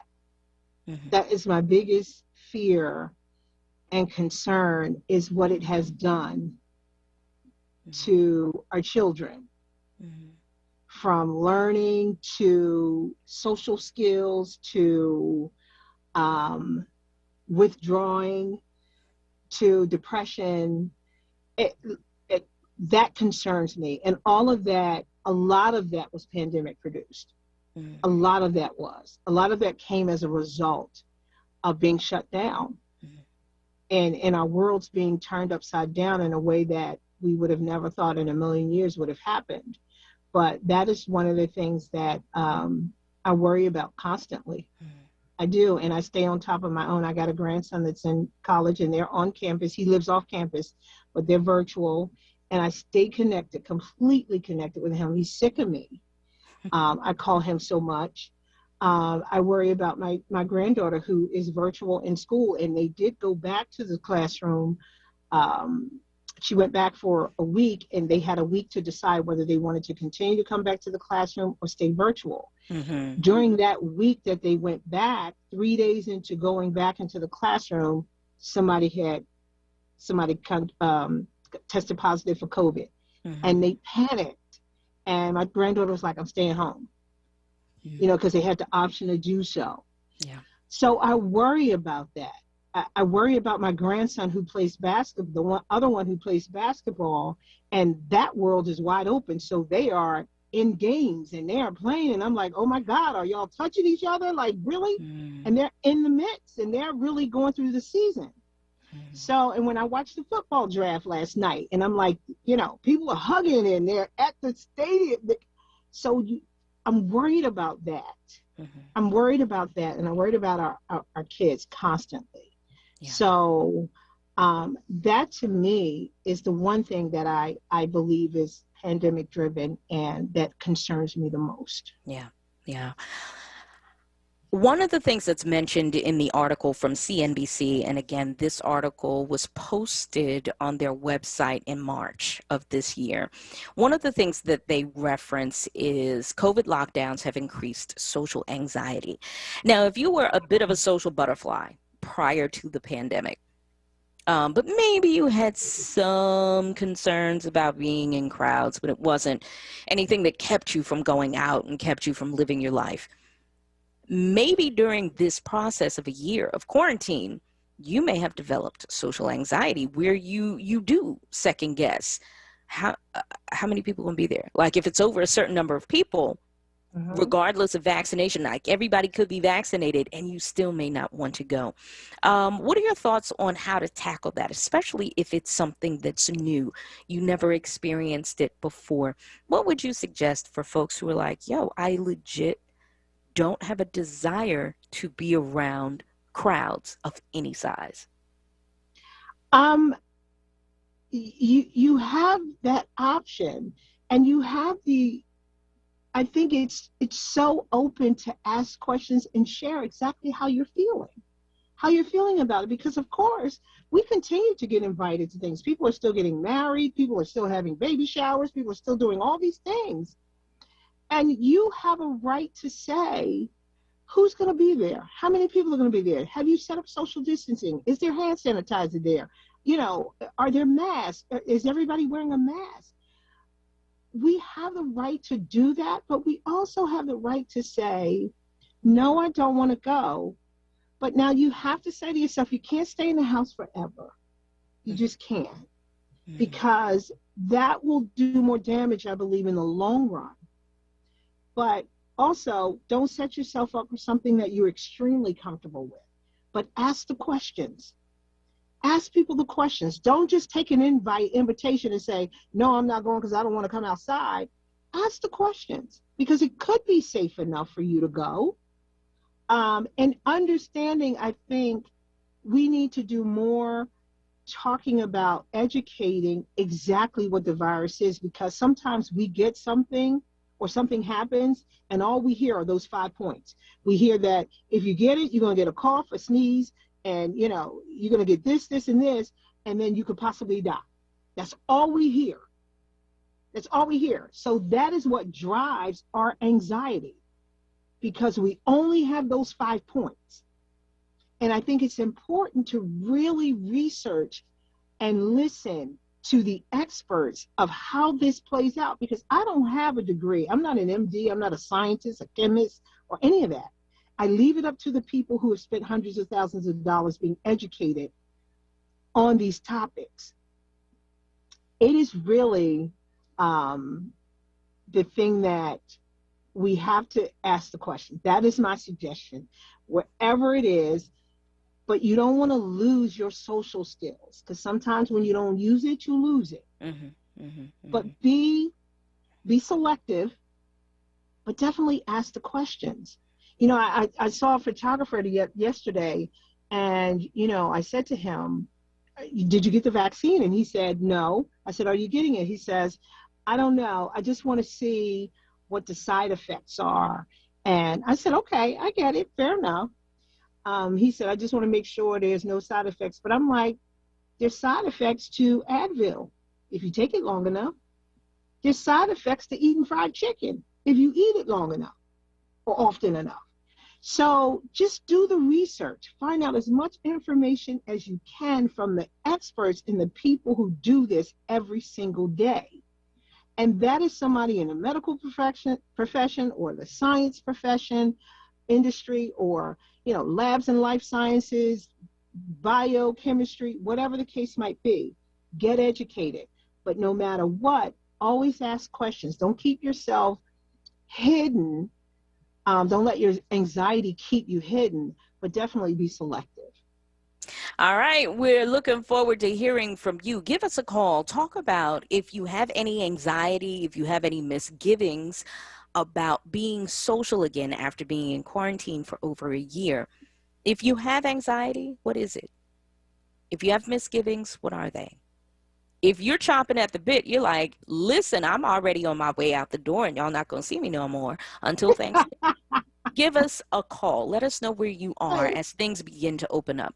215-634-8065. And also, I offer, are you concerned about anything that is not COVID related, but pandemic produced? For example, because people have been locked up in their homes, quarantined in their homes for such a long time, and some folks are very angsty and angry about stuff. There's the potential for violence, additional violence. Is that something you're concerned about?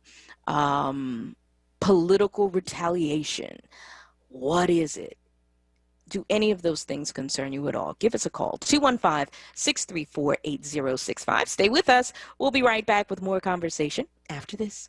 Philly, get your motor running and let's hit the streets to remind everyone that there's an election just around the corner. Black Bikers Vote is back. This Saturday, May 1st, kickstands up at 2 p.m. from 61st and Cedar in front of the Church of Christian Compassion. Everybody welcome, independents, MCs, RCs, hashtag Black Bikers Vote. For more details, this nonpartisan ride is sponsored by Power Interfaith. Ride at your own risk. We do all we can to ensure our kids are happy, healthy, safe, and strong. Having high-quality, low-cost health insurance helps make that possible. With CHIP, your child can have medical, dental, eye care, and more for free or low cost. Whether you're self-employed, unemployed, or your employee benefits are just too expensive, CHIP is there for you to help your child be strong. CHIP Strong. Apply or renew today at 800-986-KIDS or go to chipcoverspakids.com. Paid for with Pennsylvania taxpayer dollars. Stage Door. Focusing on arts and culture in and around Philadelphia. Hosted by Tiffany Bacon and co-moderated by Jeffrey Page of the Philadelphia Theater Company. Part of The Source. Fridays at noon. Exclusively on WURD Radio. 96.1 FM and 900 AM WURD. WURD. Streaming live on WURDradio.com, the WURD Radio app, or watch live on WURD TV via Facebook and YouTube. Sponsored by New Voices sponsor Comcast, NBC Universal, and Pico.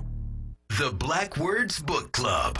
WURD Radio's monthly conversation on books that explore the African American experience through social, economic, and environmental justice issues. Tune in the second Tuesday of every month on Evening Words with Nick Taliaferro, 4 p.m. till 7 p.m. The next book for May is Living in Color by Tommy Davidson. Be sure to listen live, as Nick Taliaferro will hold a contest for a giveaway book bundle that consists of 4 titles from Kensington's Defina's Authors of Color's newest release. Don't miss it. Tuesday, May 11th on Evening Words with Nick Taliaferro. Attention for WURD members. Get your copy and receive a 20% discount when you purchase at Harriet's Bookstore or Hakeem's Bookstore. For more information on the Black Words Book Club, visit WURDradio.com. The Black Words Book Club is sponsored by Defina. Defina is an imprint of Kensington Publishing Corporation, America's independent publisher, concentrating on authors of color.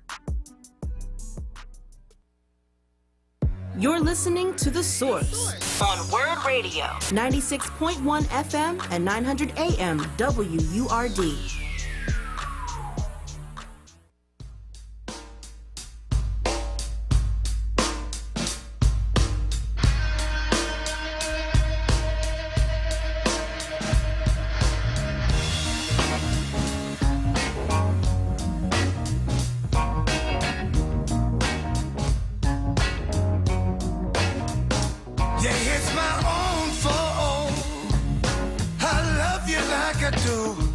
It's my own fault. My selfishness starts with you. It's the hot steel.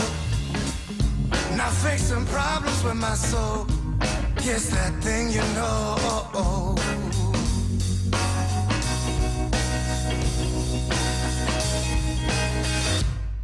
And when you're all done with survival and the rain it falls too late.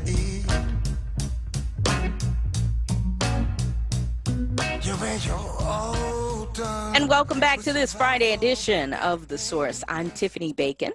Are you looking for diverse talent? WURD has got you covered. I promise. We just launched a brand new job portal to help connect you with diverse talent in Philadelphia and beyond. If you would like to have your jobs featured on our job portal, simply give us a call, 215-425-7875, or send us an email at sales@wurdradio.com.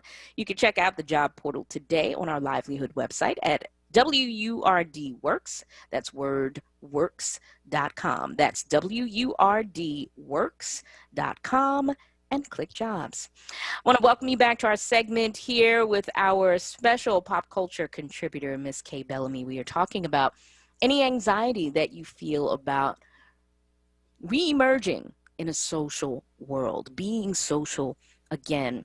What parts of the pandemic, of your social behaviors that have been stunted, truncated, and all like that, what part of that will you keep moving forward, Ms. Kay?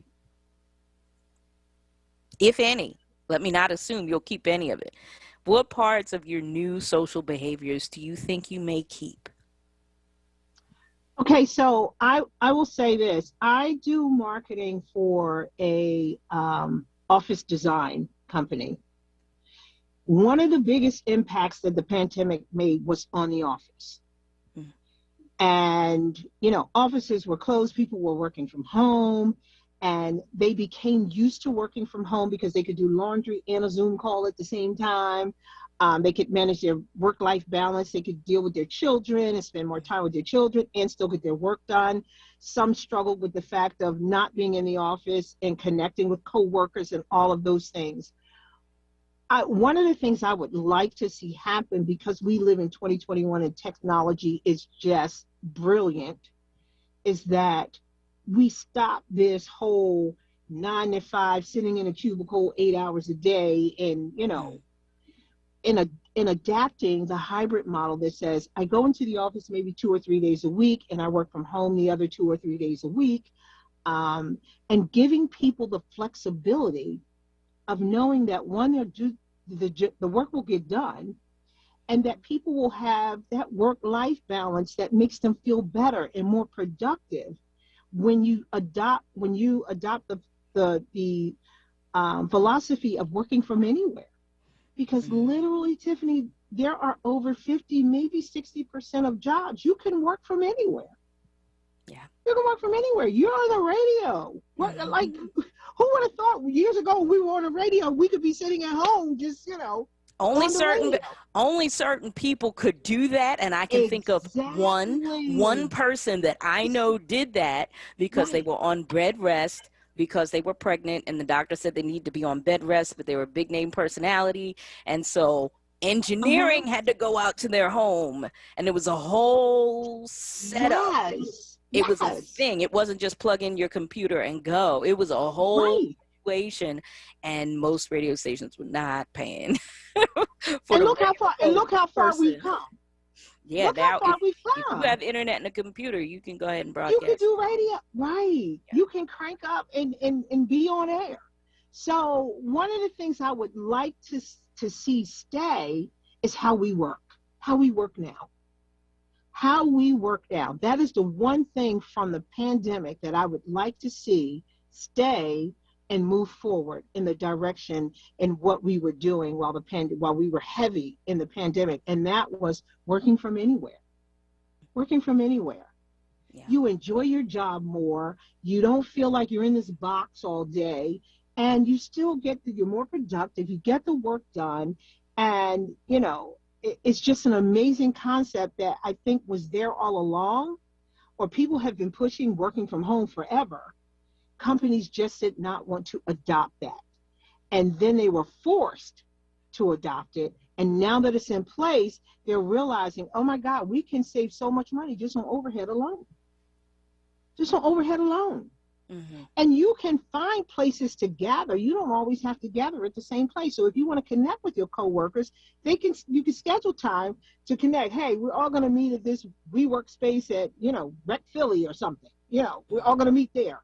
Mm-hmm. We have the opportunity to be as creative and innovative as we want to be. Mm-hmm. All we have to do is say yes. Do you think that people will continue, on average, I mean, you can't speak for all people, of course, I'm not asking you to, but on average, do you think people will no longer look at folks strangely if they decide, no, I'm not going to hug you, no, I'm not going to shake your hand, yes, I am going to wear a mask even after 50 or 75% of the people are vaccinated? Do you think folks will still look at people strangely? Some will. I did a walk for women last month in March. I did a walk for women down by the art museum. We took the whole drive around. The women that showed up, there was one woman who walked up to me because I spearhead the walk, and she walked up to me and she said, can everyone wear a mask because I have not been vaccinated? We're outside walking the drive. She's like, you tell everybody to wear a mask. And you know what, Tiffany? I can't turn my nose up to that. I didn't want to wear a mask. We were outside. I was like, we're outside. We could take put the mask on. Because remember in the beginning, the one thing I said is, one thing that we have to do is we have to care about other people. You have to care about other people. And when you care about other people, you try to accommodate them the best way that you can. Depending on the situation, depending on the circumstances, you try to accommodate them. And you know what? None of the women had a problem with putting the mask on because one felt comfortable with everybody having a mask on. But yes, there will be people that will be like, absolutely not. We deal with that right now. People will not put a mask on. We see it in the news where they walk in the store saying you got to have a mask. They're saying I'm not wearing it. So yes, people will turn their nose up. People have gotten used to giving you fist bumps and, elbow bumps and whatever, as opposed to handshakes and hugs. We are creatures of habit. The minute we develop the habit, the minute it becomes easy for us. Mm-hmm. So I think we are developing the habit of not. Of course, your close family that you've been around all along, you hug them and you get your hugs in that way or, some way, somehow. Other than that, I think we are adapting, or we have to adapt to what we're calling the new norm. Yeah. Will you be going on a cruise anytime soon? Absolutely not. I don't go on a cruise before the pandemic. Absolutely not.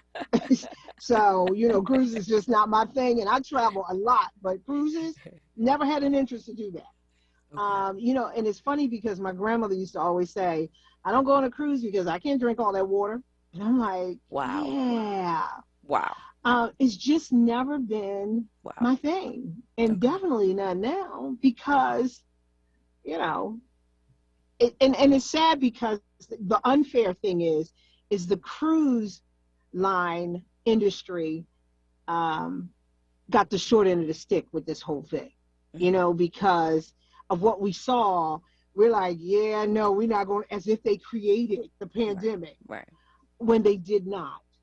And I think people who enjoy going on cruises, just like any place else, they have to put policies in place that make it safe for people to go on a cruise. But if you love going on a cruise, you do what you do. Mm-hmm. You do what you do. It's just not my thing. So no, the answer to that question would be absolutely not. Are you planning to go to the movies anytime soon in the theater? No. And the reason being is, most people got theaters in their house. So you could just gather some folks and watch a movie. Although I miss that part, it's not one of those things that I will say, wow, if that never comes back. Because again, we're creatures of habit, and somebody developed something else that made it more of a habit. So now you get a bigger TV, you invite people over, you're at the movies. Concerts and theater are returning in the summer and fall respectively. Mm-hmm. Are you going to any shows this year? Absolutely. Yeah, I will. What's the difference between going to a theater performance in a theater and a movie in a theater? Just like anything in life, you decide what risk you want to take. And your risks are based on your passion. Your risks are based on your love. Your risks are based on, it has a certain criteria. The movies, while I love movies and I love TV, there's an alternative for me. If there was another alternative, if I could bring the cast of Hamilton to my house and have them do it, I'd do it there. So it's like, I can't really do that, but I would. But again, it's the passion, because I love theater and I love concerts. So it's just a matter of what risk you're willing to take, just like anything else. Weddings and baby showers. I may go to a wedding, might pass on a baby shower. It's just choice. It's just what risk are you willing to take? And I think that's preference. All right, Miss Kay Bellamy, that is all the time we have. Thank you so much for sharing, for chatting with us this morning. Absolutely. I appreciate it so much. All right, tell folks how they can follow you on social media. Sorry for that. You can definitely follow me. And listen, I got something new coming up. Okay. Yes. So it's called The Blackboard, where we showcase the beauty of Blackness. And so you'll see all about that on my Facebook, my Twitter, my Instagram, my LinkedIn. You're going to see it everywhere. YouTube. And Tiffany, you're going to see Tiffany Bacon on there too. Yes. So you are going to really enjoy the Blackboard. The website is going to be amazing. That's coming out within the next 2 weeks. Oh, man. We're going to see it all going down, and it's going to be awesome. Awesome. So you can follow me at KK Bellamy on any of those social media platforms. Fantastic. Miss Kay, thank you so much. Yes. I appreciate you. I love you the most, honey. Awesome sauce. Hey, listen, don't touch that dial. When we come back, it's my new segment. It's not all that new anymore. We've been around for a couple of weeks, but I want you to tune in Stage Door with my special guest co-host, Jeffrey Page, coming up next. Stay with us. Hey everyone, it's Michelle Obama, and I wanted to let you know that Barack and I couldn't be more thrilled that we got our COVID-19 vaccine. This is a deadly disease, and we know the vaccine will protect us from getting really sick. It's how we'll start getting back to seeing friends and family. and doing all those things we love again. So I hope you'll join me, Barack, and millions of others around the country and get your vaccine as soon as it's available to you. It's safe, it's free, and it could save your life or the life of someone you love. To learn more, just go to cdc.gov/coronavirus. I know it's been a long, hard year, but we can beat back this pandemic. With your help, we can do this. Paid for by the U.S. Department of Health and Human Services. I would like to play a little tune I just composed not so long ago. Hey family, do you like hearing the best jazz selections aired by 3 of the best jazz announcers in Philadelphia? Well, tune in to 96.1 FM, 96.1 FM, and 900 AM, WURD Radio, independent black media for Freedom Sounds of Jazz. Freedom Sounds of Jazz. Hear Freedom Sounds of Jazz 10 p.m. Fridays with your hosts in rotation, Aquila, Jonathan Bay, and David Fritz. That's 10 p.m. Friday nights on WURD 96.1 FM and 900 AM, independent black media. This is WURD Radio, 96.1 FM and 900 AM WURD Philadelphia. Independent black media.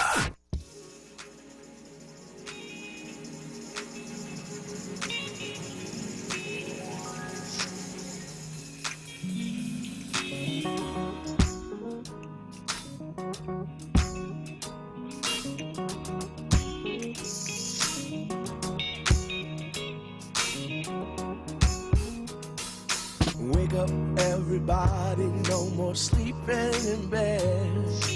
No more backward thinking, time for thinking ahead. The world has changed so very much from what it used to be. There is so much hatred, war and poverty. Oh yeah, yeah.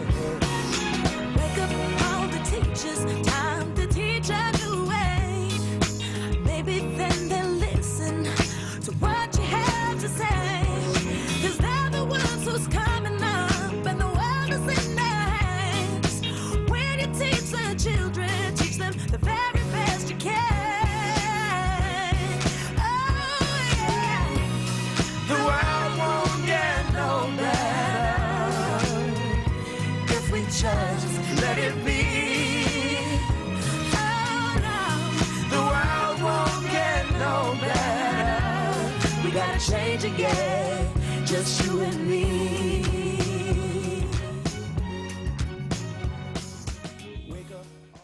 And welcome back to this Friday edition of The Source. I'm Tiffany Bacon. Thank you so much for joining me. It is one of my favorite parts of the day. It's our new segment that we call Stage Door. My very, very special co-host is Mr. Jeffrey Page. Hey, Jeffrey, how you doing? Hey, what's happening, Tiff? I am breathing on schedule. Thank you so much. And it is our pleasure to welcome to the show for the first time Crystal Brew. She is the Senior Vice President and Strategic Communications and Marketing Person for the Kimmel Center. Hello, how are you? I'm wonderful. Thank you for having me, Tiffany and Jeff. We are such a fan of WURD. We've been longtime partners. Your founder and CEO, Sarah Lomax-Reese, was on our board for years. We even hosted your 15th anniversary celebration at the Kimmel Center. So Absolutely. I'm just elated to be here. Absolutely. And we thank you so much for being here. We know there is a lot going on at the Kimmel, and we'll get into that in this hour. So I'm going to throw it over to Jeffrey because I know you are always a wealth of questions. So, Crystal, oh my God, it's so good to meet you first and foremost. Me too. How has the Kimmel been surviving the pandemic and with respect to your staffing and you know how has that been going? I mean, I think if you probably ask anyone, the short answer to that is not well. You know, the irony, I think, that we're all experiencing is that we're kind of at a time where we really need each other, and there's nothing like gathering together. And I don't really, the idea that we're all doing what we're doing without being together and without the healing power of art is one of those things that we've really had to grapple with as a team. And frankly, you know, all arts lovers, artists in not just in our community, but all over the world have been having to grapple with that. But, you know, since closing our doors due to the, you know, the mandate and obviously the pandemic, I had to cancel over 1,000 performances in events. It actually was 1,115 events that we've actually had to cancel, many of which we've rescheduled, sometimes twice, but it affected more than 900,000 people. So, you know, we had to do all of that in like a reverse engineering. None of us knew how do you undo what you normally do and do that backwards, and then maybe even do it again. And then with a furloughed team, you know, it became quite clear that we had no income coming in. We're usually smart about the way that we operate, and we depend heavily on ticket sales revenue. But we had to furlough most of our team. So we had 80% of the team fully furloughed. The remaining 20 is still working, but part-time. I'm even part-time, actually. And so is our CEO, everybody. So, you know, I think we're estimating our losses just through June, but we know we will remain closed until September, and we're just still kind of estimating what that's looking like. But I mean, that's $50 million of loss. And it's not just, you know, about the money that we're losing, but operating those buildings is expensive, and reopening is just going to be a Herculean task. But, you know, I've been really inspired by the community's resilience, the creative community's resilience. You know, many of the arts organizations in the city and artists have kind of turned to offering creative content digitally, and that's been amazing to watch. We've done a little bit of it to kind of really engage with our community, and we've seen, and I know that other arts organizations and artists have kind of seen a deepening of our relationship as a result of this time and everything that we've tried to do to continue to engage them. So would you imagine that in thinking about the future of theater, that we are to take some of the stuff that we've learned from the pandemic into the brave new world, you know, with respect to digital theater, virtual theater, so on and so forth. Where is the Kimmel Center standing with respect to that? You know, I mean, that's a really good question, and I think it was really interesting to see a community completely decimated, pivot. I hate that word now, by the way. Pivot to kind of all of us becoming these like digital production companies. And I think that it forced us all to really think about that as a vehicle of reaching people. And I can tell you that a lot of people saw their audiences widen because of it. I mean, there's some serious, you know, barriers to entry that are reduced by the delivery of the art in that way. But I think what's really interesting is that we did a lot of research. We partnered with 35 other performing arts centers around the nation, and a big research firm to kind of look at attitudes, concerns, and really inform our direction moving forward. And within that research that we did, and so the research actually goes monthly, and we continue to ask people about this. So what we're really looking at is the shifts in attitudes and the responses. We saw a huge proliferation in consuming that content and just devouring it early in the pandemic. when people were kind of just getting started and it was a new thing, and you could pretty much go to any artist's social media page and see them in their living room, you know, putting on a concert for free, which was just what a renaissance, you know. But now what we're seeing is that audiences are fatigued. They're not as interested in it. We're hearing from some of our artist partners that they're not necessarily seeing the audiences that there were for that work. It could be that, you know, the vaccination being available to more people is at play with that. It could be spring. It could be that we're on our screens all day. I don't think that it will completely go away. I hope it doesn't anyway, because we've seen so much innovation come of that. But I do see, as we all kind of come back to the live experience, two things happening, right? One is, how do arts organizations grapple with the resources that are going to be necessary to pull off both in a meaningful way? You know, that's actually a really tough thing to do. It's not cheap to deliver those experiences. And we know that audiences are really more interested in high quality delivery of that digital work, and don't actually want to pay that much for it either. And you know, that's the reality. They actually are, even in live performances, really interested in high quality work that they don't have to pay a lot for either. So that's not new news. But the other piece there is, people really do want to be together. And we're seeing through what people are telling us with that research, but also through just high volumes of people that have reached out to us with, you know, positivity around us reopening, the amount of people that have purchased subscriptions already, because we're not even on sale yet for tickets. We only have our series subscriptions available.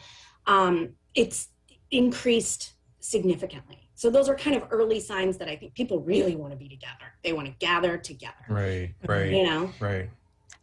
Quick question for you. In addition to, as you mentioned, the Herculean effort financially in particular it's going to take to reopen, what would you say are your biggest concerns as the world opens up, and your greatest anticipation for this upcoming season of this reopened world?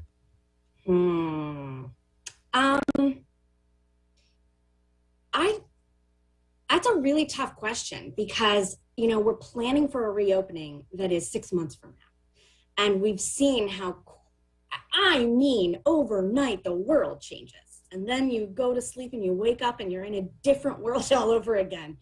So, you know, I think that we're obviously, our first concern is, you know, safety, and making sure that, you know, every decision that we're making has safety top of mind. We really thought people were going to be concerned with wanting kind of a socially distanced environment. And, you know, we may have a few of those, but the truth is a lot of what we do is really reliant. I mean, it's expensive, right? And I don't know that we'd be able to do it if people weren't sitting kind of elbow to elbow, you know, bringing in some of that touring work, and just, you know, turning on the lights to our theaters is expensive. So we need the audiences to come in.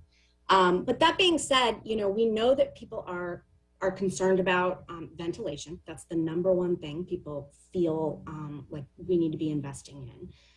Enhanced cleaning, making sure that whatever rules we're supposed to be enforcing at that time, which time will tell, right, we are enforcing. But I think, you know, the longevity of the center is going to be, it's top of mind for us. You know, what are we doing to protect and preserve and continue to evolve so that, you know, those who come after us still have a wonderful, you know, anchor for the performing arts in Philadelphia. You know, Crystal, I went to go see Slave Play. A beautiful show. Yes. It's a play for the listeners. It's a play that was here in New York, and I saw off Broadway, and I said to myself, I want to go and check it out on Broadway just to support. And my intention was to support. It was simply to go and support. And I sat next to this white lady, right? And we're looking at this play, okay? And one thing that I noticed, and mind you, I've already seen the play.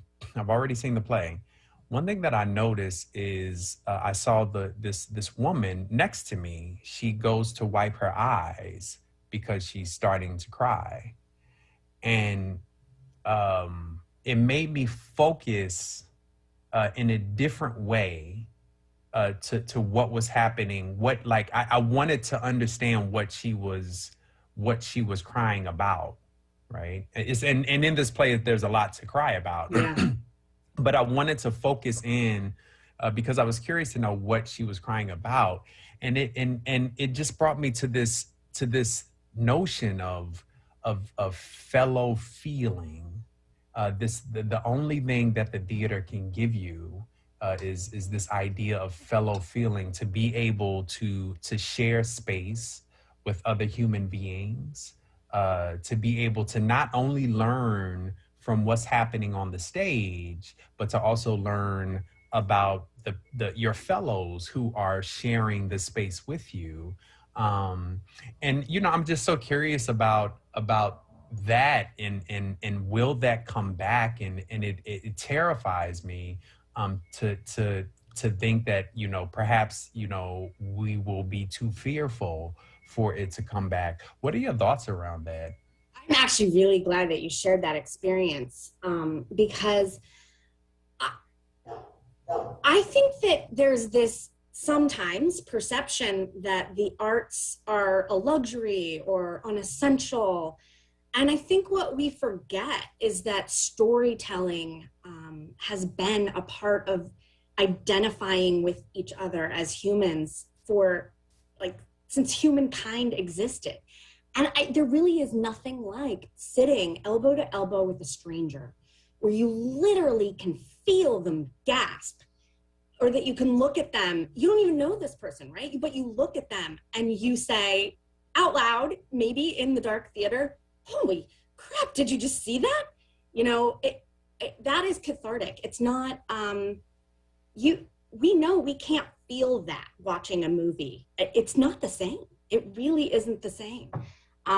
It's a unifier, right? You walk out of there feeling like you experienced something with thousands of other people that were in that theater with you, that had that moment with you. There's no replicating that. And it's how I think as humanity, we find common ground, Right. It's so important. And I'm hoping coming out of this, because we've been without it for so long, that people recognize that it's not a luxury, Right. And that kind of leads me to another thought, but before I go there, I just want to applaud the efforts that Kimmel Center has done. I read through your feasibility study with respect to coming back into live theater, and I thought it was so smartly done and so well done. It seems like you all have really spent a lot of time to consider every single angle with respect to feasibility, with respect to what does it mean for us to come back into live theater. And I think that my question is getting at this idea of what's the point? You know what I mean, Crystal? There are so many people who believe that like you said, that theater is a luxury.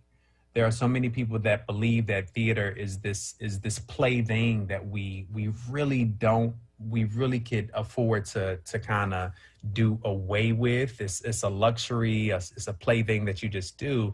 What are your thoughts around that? Why and how and why did the Kimmel Center spend such an amount of effort to put together this feasibility study in order to try to figure out how and when and why we come back to a in-person kind of space?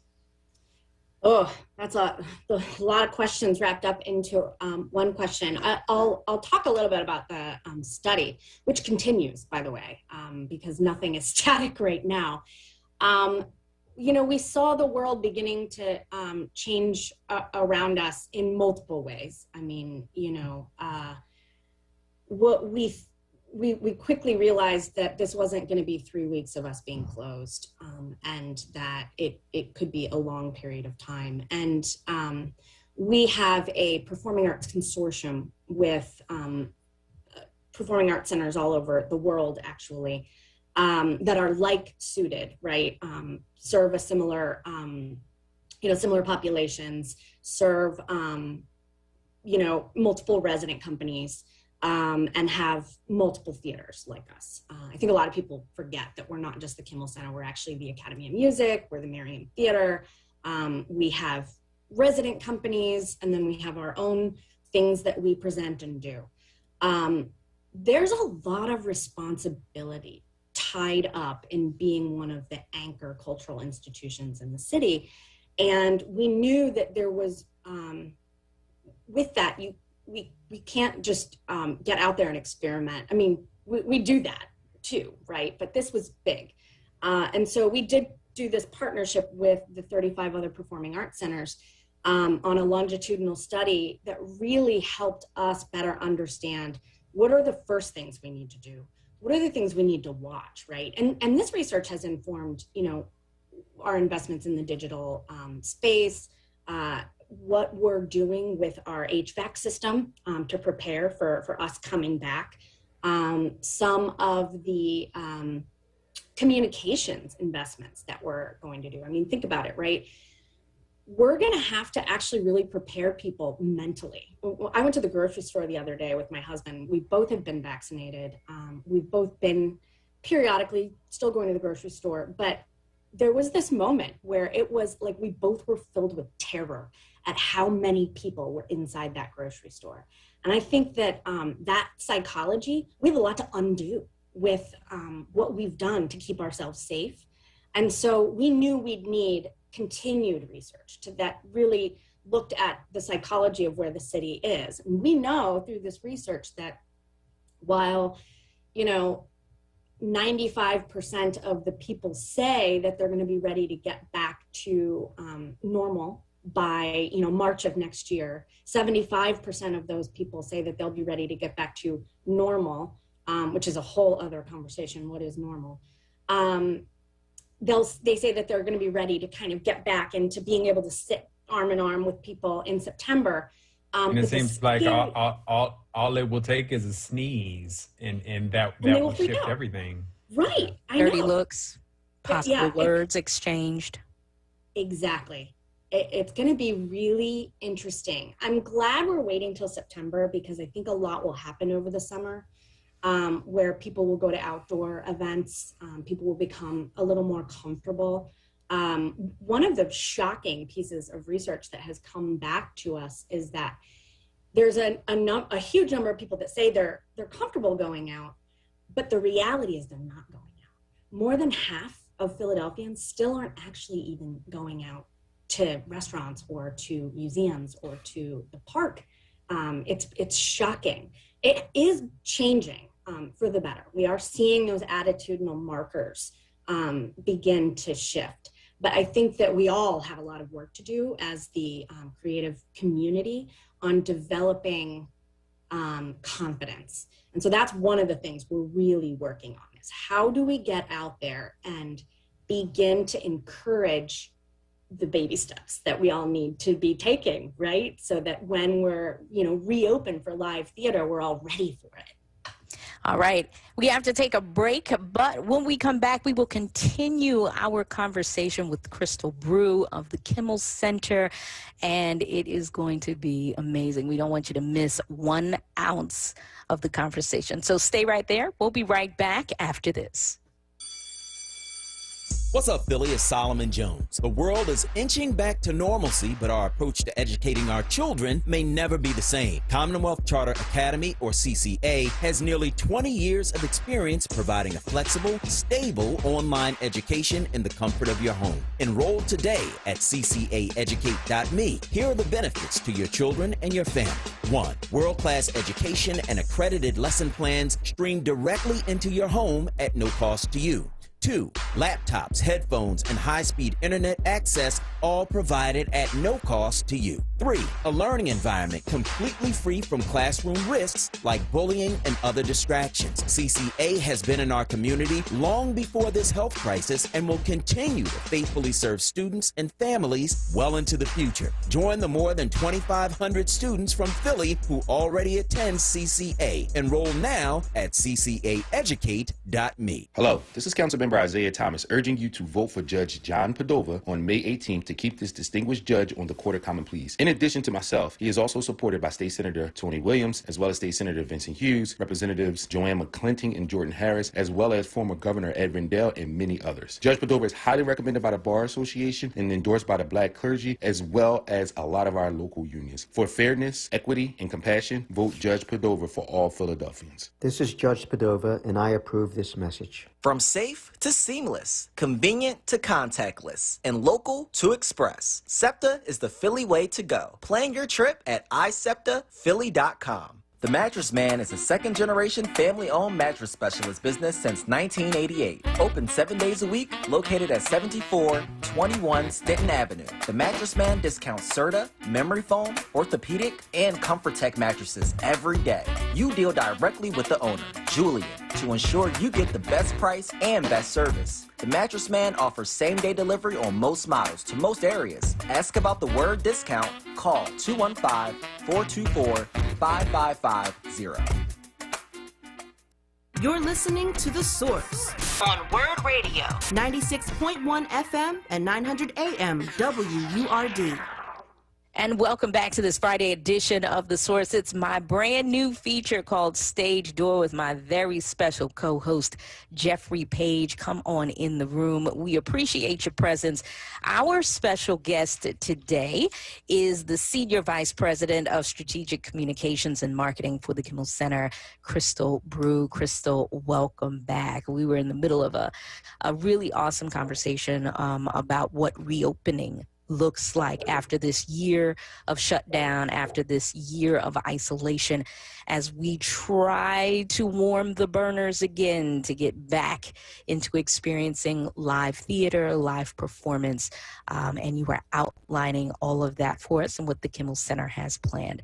I'm going to turn it over to my dear friend Jeffrey, because I know you have a couple of things on your mind based on Crystal's previous comments before the break. Yeah, I'm loving all of your comments, Crystal, and I'm loving all of the efforts that the Kimmel Center is thinking about. It takes me back to my initial question as why. Well, you know, I as an artist, I'm a director and a choreographer and also a theater lover. So I have my opinions as to why. Octavia Butler, inside of her novel, The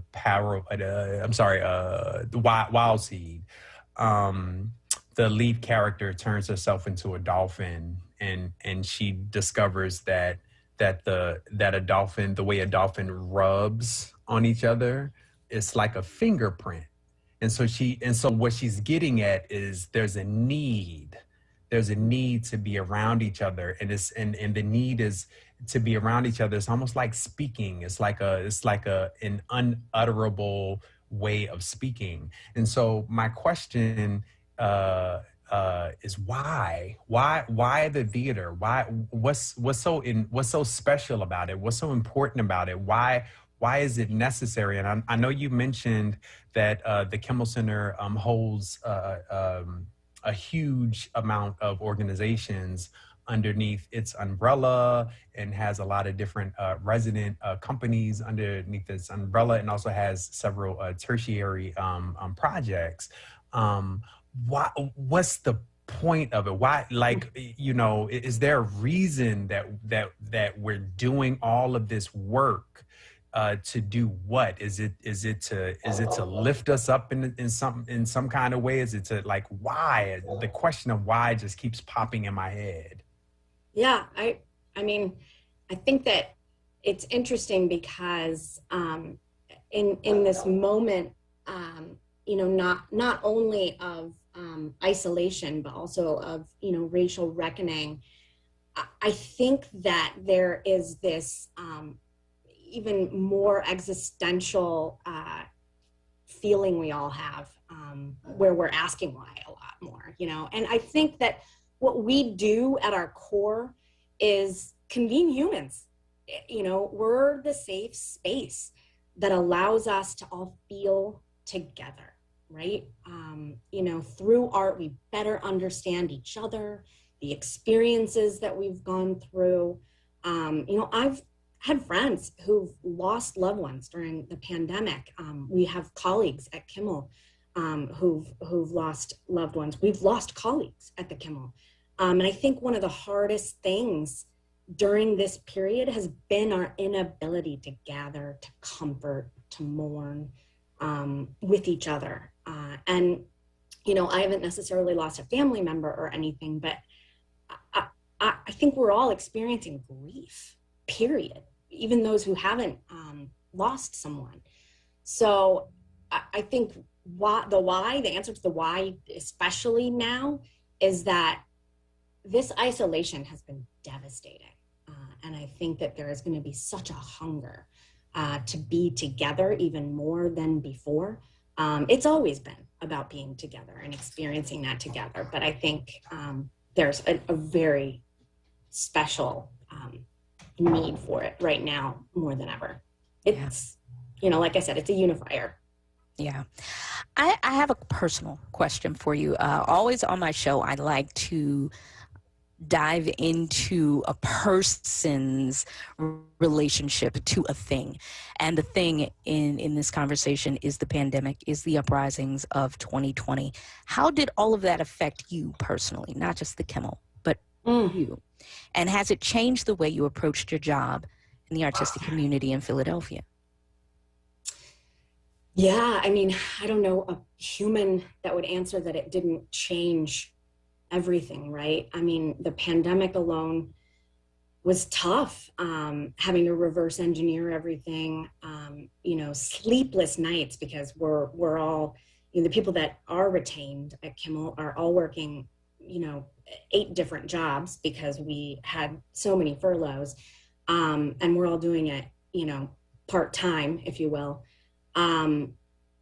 And trying to turn what we do into like a digital production studio. But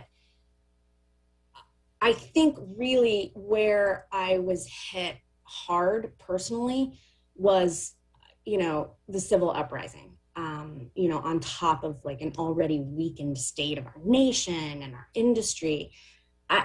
I don't think I've ever really experienced kind of that fierce cognitive dissonance of that feeling of like helplessness, but also simultaneously just rage as everything kind of unfolded. And there's this hole that continues to be in my heart that just, it can't be filled. There's just nothing you can do to fill it. I've got 2 teenage daughters, and it was really a weird world to explain. I used to write a family a parenting blog about just the experience of going through this with kids and watching it and feeling helpless and feeling hopeless.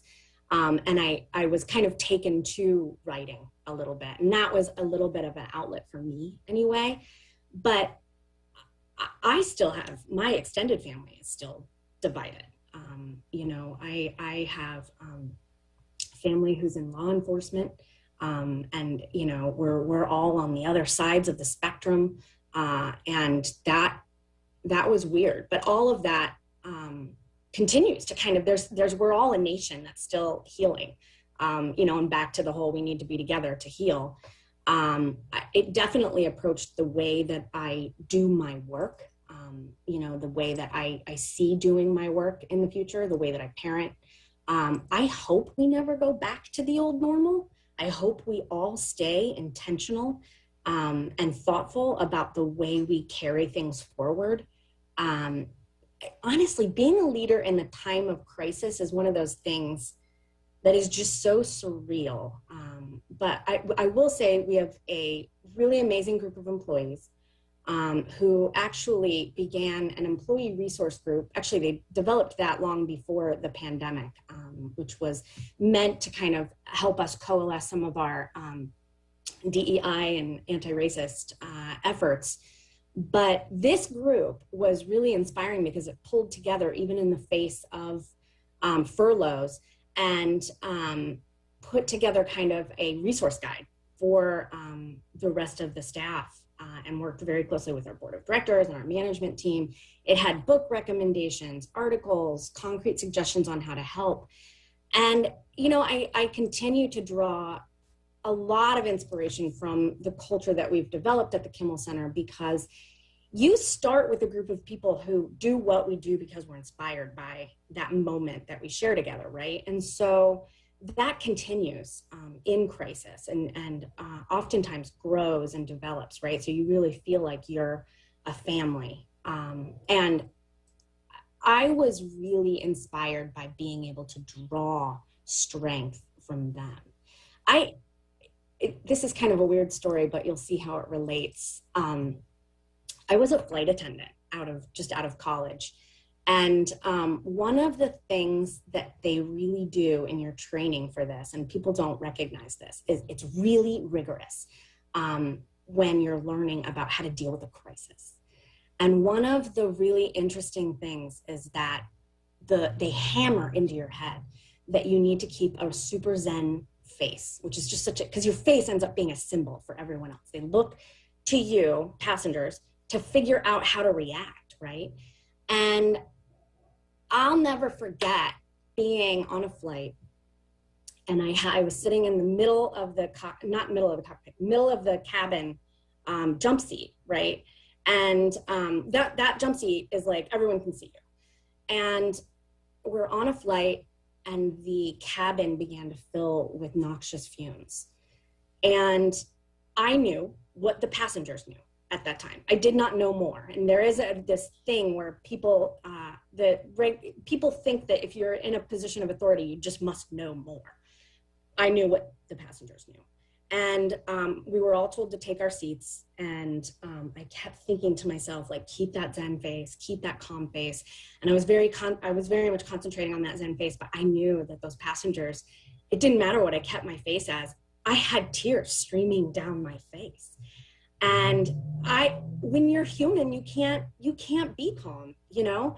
And I think if it weren't for my colleagues at the Kimmel and our really amazing board members like, you know, Suleiman Rahman and Reverend Cortez, who continued to give us ideas and strength, you know, they're the reasons we opened our doors to be a resting place for protesters over the summer, and gave away water, and, you know, did other things to figure out how could we cooperate, how could we, you know, how could we help right now? And we continue to just, you know, we're doing blood drives, we're doing charity food drives. So I have to say that analogy just was throughout it. I kept thinking of my moment on that jump seat. I think it's such a wonderful analogy, Crystal. It makes me think about our learned ways of being. It makes me think about when I hear you know, politicians speak about you know, racism does not exist inside of the United States. It makes me think about a lot of stuff, and you know, it also makes me think about how necessary and how cathartic it is to cry. And to laugh and to smile and to show something just so that there's some semblance of recognition, of reflexive recognition. Yes. So, you know, and then that, of course, takes me to this, you know, to the idea of our former administration in terms of like, you know, what we learn and what we don't learn and so on and so forth, with respect to the current administration and the kinds of transparent information that we're getting. And what does it mean for us? Is it okay to smile and cry? Is it okay for the authority figure to cry? You know, and you mentioned and also I read that the mayor also said that the Kimmel Center is the anchor of the city. And with the Kimmel Center being the anchor of the city, I'm curious about taking Tiffany's question in terms of your personal experience and how does that then fit into this institutional construct? And you spoke a bit about it, but I'm curious to know about, you know, have you all thought about, you know, the We See You White American Theater? Have you all thought about what does stage performance look like now? And for those who don't know what We See You White American Theater is, it was a movement that was established during the pandemic that has been attempting to what's the word? To dissolve, call in, call out, yeah, to call out racist structures inside of theater. And so I'm curious, how does the Kimmel Center then take all of these things with respect to its protocol, its business practices, and so on and so forth? How does the Kimmel Center then take all of that and move that forward on the institutional level? It's an excellent question. I was thinking, you know, more media interviews should include this question because I think we'd be a different world, right? Kimmel, as a building, when it was first built, you know, it's now grown to be a much larger institution. But in 2001, its inception was that it needed to kind of reflect and serve the diverse interests of our region and Philly's like no other place on the planet. And that we were to be a community gathering place. It wasn't just a home for the resident companies. It wasn't just a place for, you know, touring Broadway. In 2007, and obviously that kind of mission ends up evolving. And sometimes we lose sight of it, and sometimes it comes back. In 2007, when our now CEO, Ann Ewers, took the helm, she really felt like it was important to, you know, think about refocusing on this mission. And she kind of began to really think about the programming and what we were doing to just, you know, let's get back to this. Let's better meet the interests and needs of the community. And you know, one of the things I think she did that was so smart is she decided change starts at the top. We can't be held accountable as a management team if we're not being held accountable by our board of directors.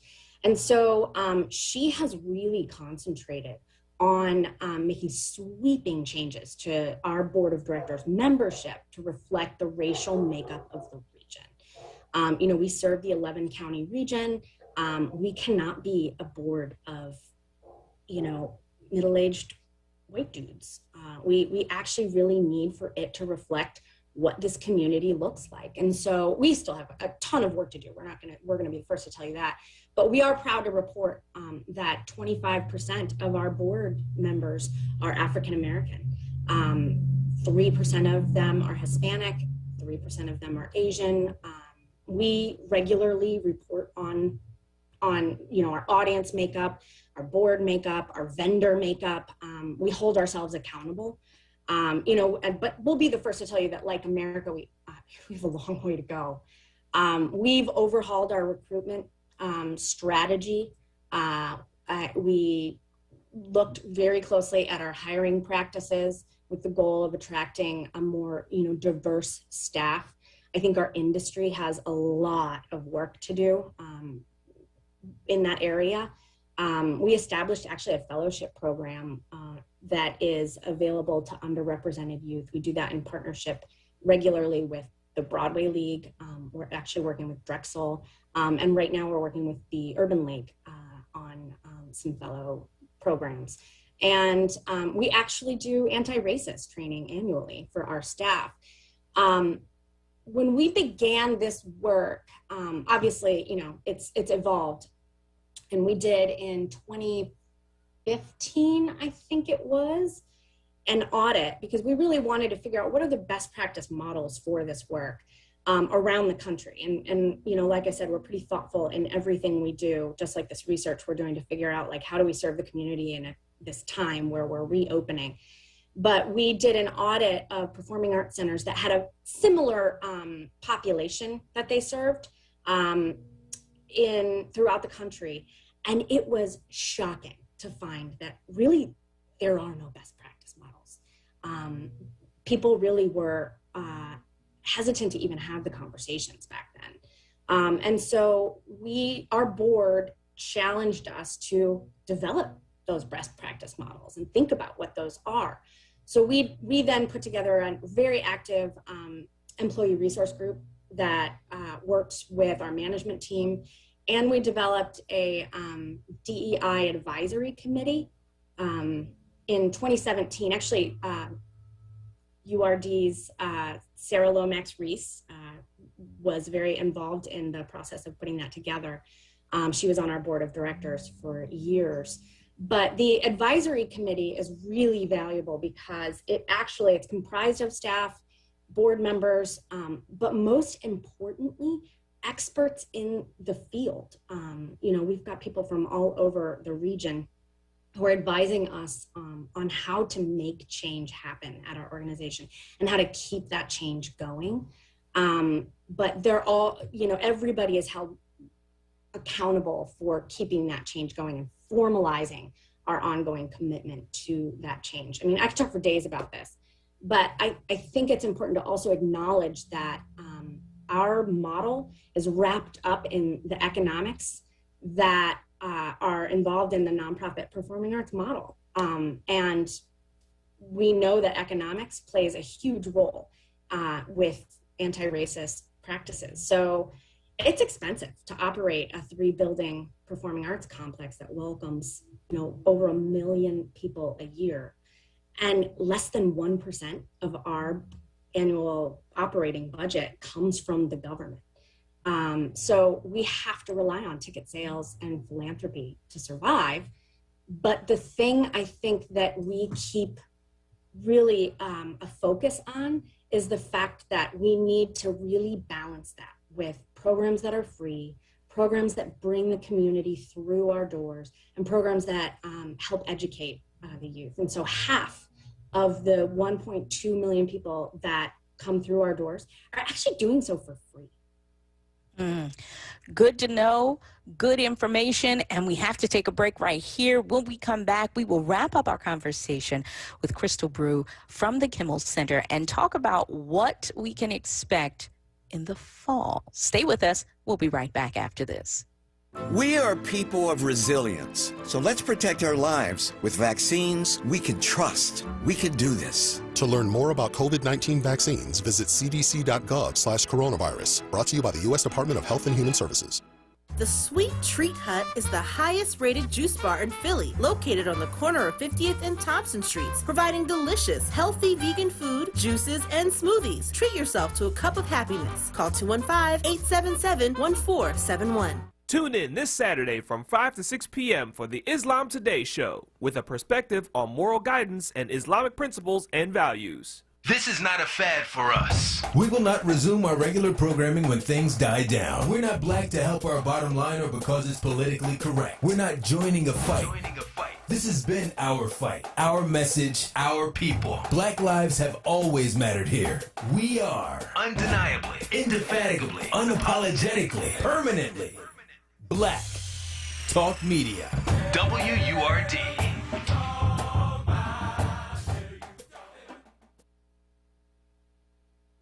You're listening to The Source on WURD Radio. 96.1 FM and 900 AM WURD. Welcome back, welcome back, welcome back to this Friday edition of The Source here on WURD 96.1 FM. Again, much love going out to our Facebook Live listeners. I did not acknowledge you during this hour. I apologize. You are always awesome and welcome. Thank you so much for the Facebook viewers and, of course, for those who are listening to us on the radio. I am here with my very special co-host, Jeffrey Page. We call this segment Stage Door, talking all things arts and culture.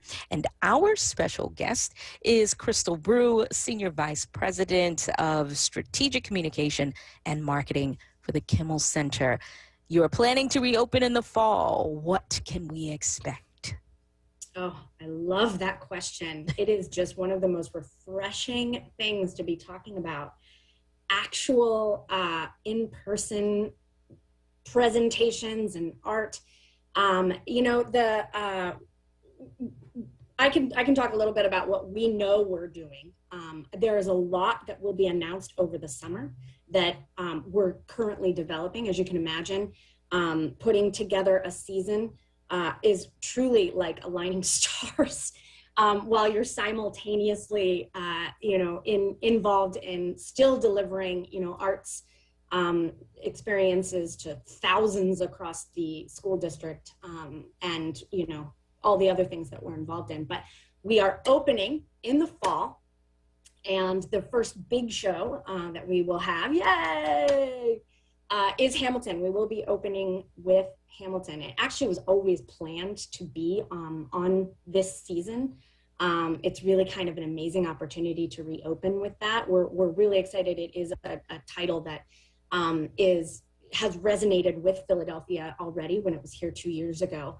But I think that that's the kind of thing that's going to really motivate people to kind of get out of their homes and come see a show and feel together. But we actually have quite a few other titles as well. We have 13 Broadway shows that are touring through both the Academy of Music and the Miriam Theater, including Hadestown, which is the one that I'm the most excited about, and the revival and really interesting kind of presentation of Oklahoma that is just, it's not like your old Oklahoma. This is a much different way to interpret that event, that show. And then we have, some of the things that we've, had in years past, like Stomp, coming over the holiday period. Philadelphia just absolutely loves it. And then, like I said, in July, we'll be announcing our lineup of other titles.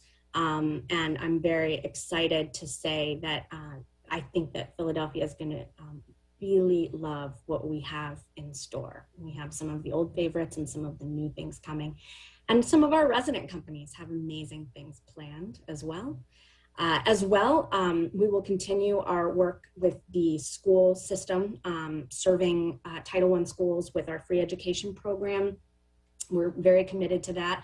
We may continue to do some of that in the digital space, but I think the teachers and the students are very excited to come back to the Kimmel Center and for us to come back into the classrooms. And we're going to be continuing a lot of our free plaza, community events, Sitting In, La Noche, our family monthly series, Grow Up Great. And we're going to be probably expanding a lot of that work as well, and a lot of our really important partnerships that we do with the artists community. So more to come. And it's interesting because I know that theater. I'm so sorry, I got to give you a time, just a time awareness. We only have about 1:30 left in the show. Thank you for that time awareness. Thank you for the time awareness. There we go. So what do we do, Tiffany? because it'll take you could ask the truncated version of that question, but at this point we don't really have that much time. So I hate to say that. I hate to give you cut some of my other stuff. All of the tertiary businesses, the restaurants, the parking lots, the all of the other things that are connected to theater inside of Philadelphia in the Kimmel Center. How does all of this reopening impact that? I mean, the economic impact when we are open is just incredible. So, the businesses, particularly if you've been to the Avenue of the Arts lately, along that corridor in particular, they couldn't be more excited that we are reopening our doors. And we are also very excited and have a lot of partnerships that we're planning with all of them. So our hope is that really does revive, that area, but also the city, Right. Fantastic. That is all the time we have. Crystal, thank you so much for joining us today. We truly appreciate it. Please tell people how they can reach out to the Kimmel Center to find out more information. On our website at www.kimmelcenter.org. Fantastic. For everybody, Jeffrey, thank you so very much. I appreciate you as well. Much love going out to my super producer, Miss Kayla J. Please don't touch that dial. Brother Shamari is next. Have a peaceful, positive, and productive weekend. We'll see you next time. Bye-bye.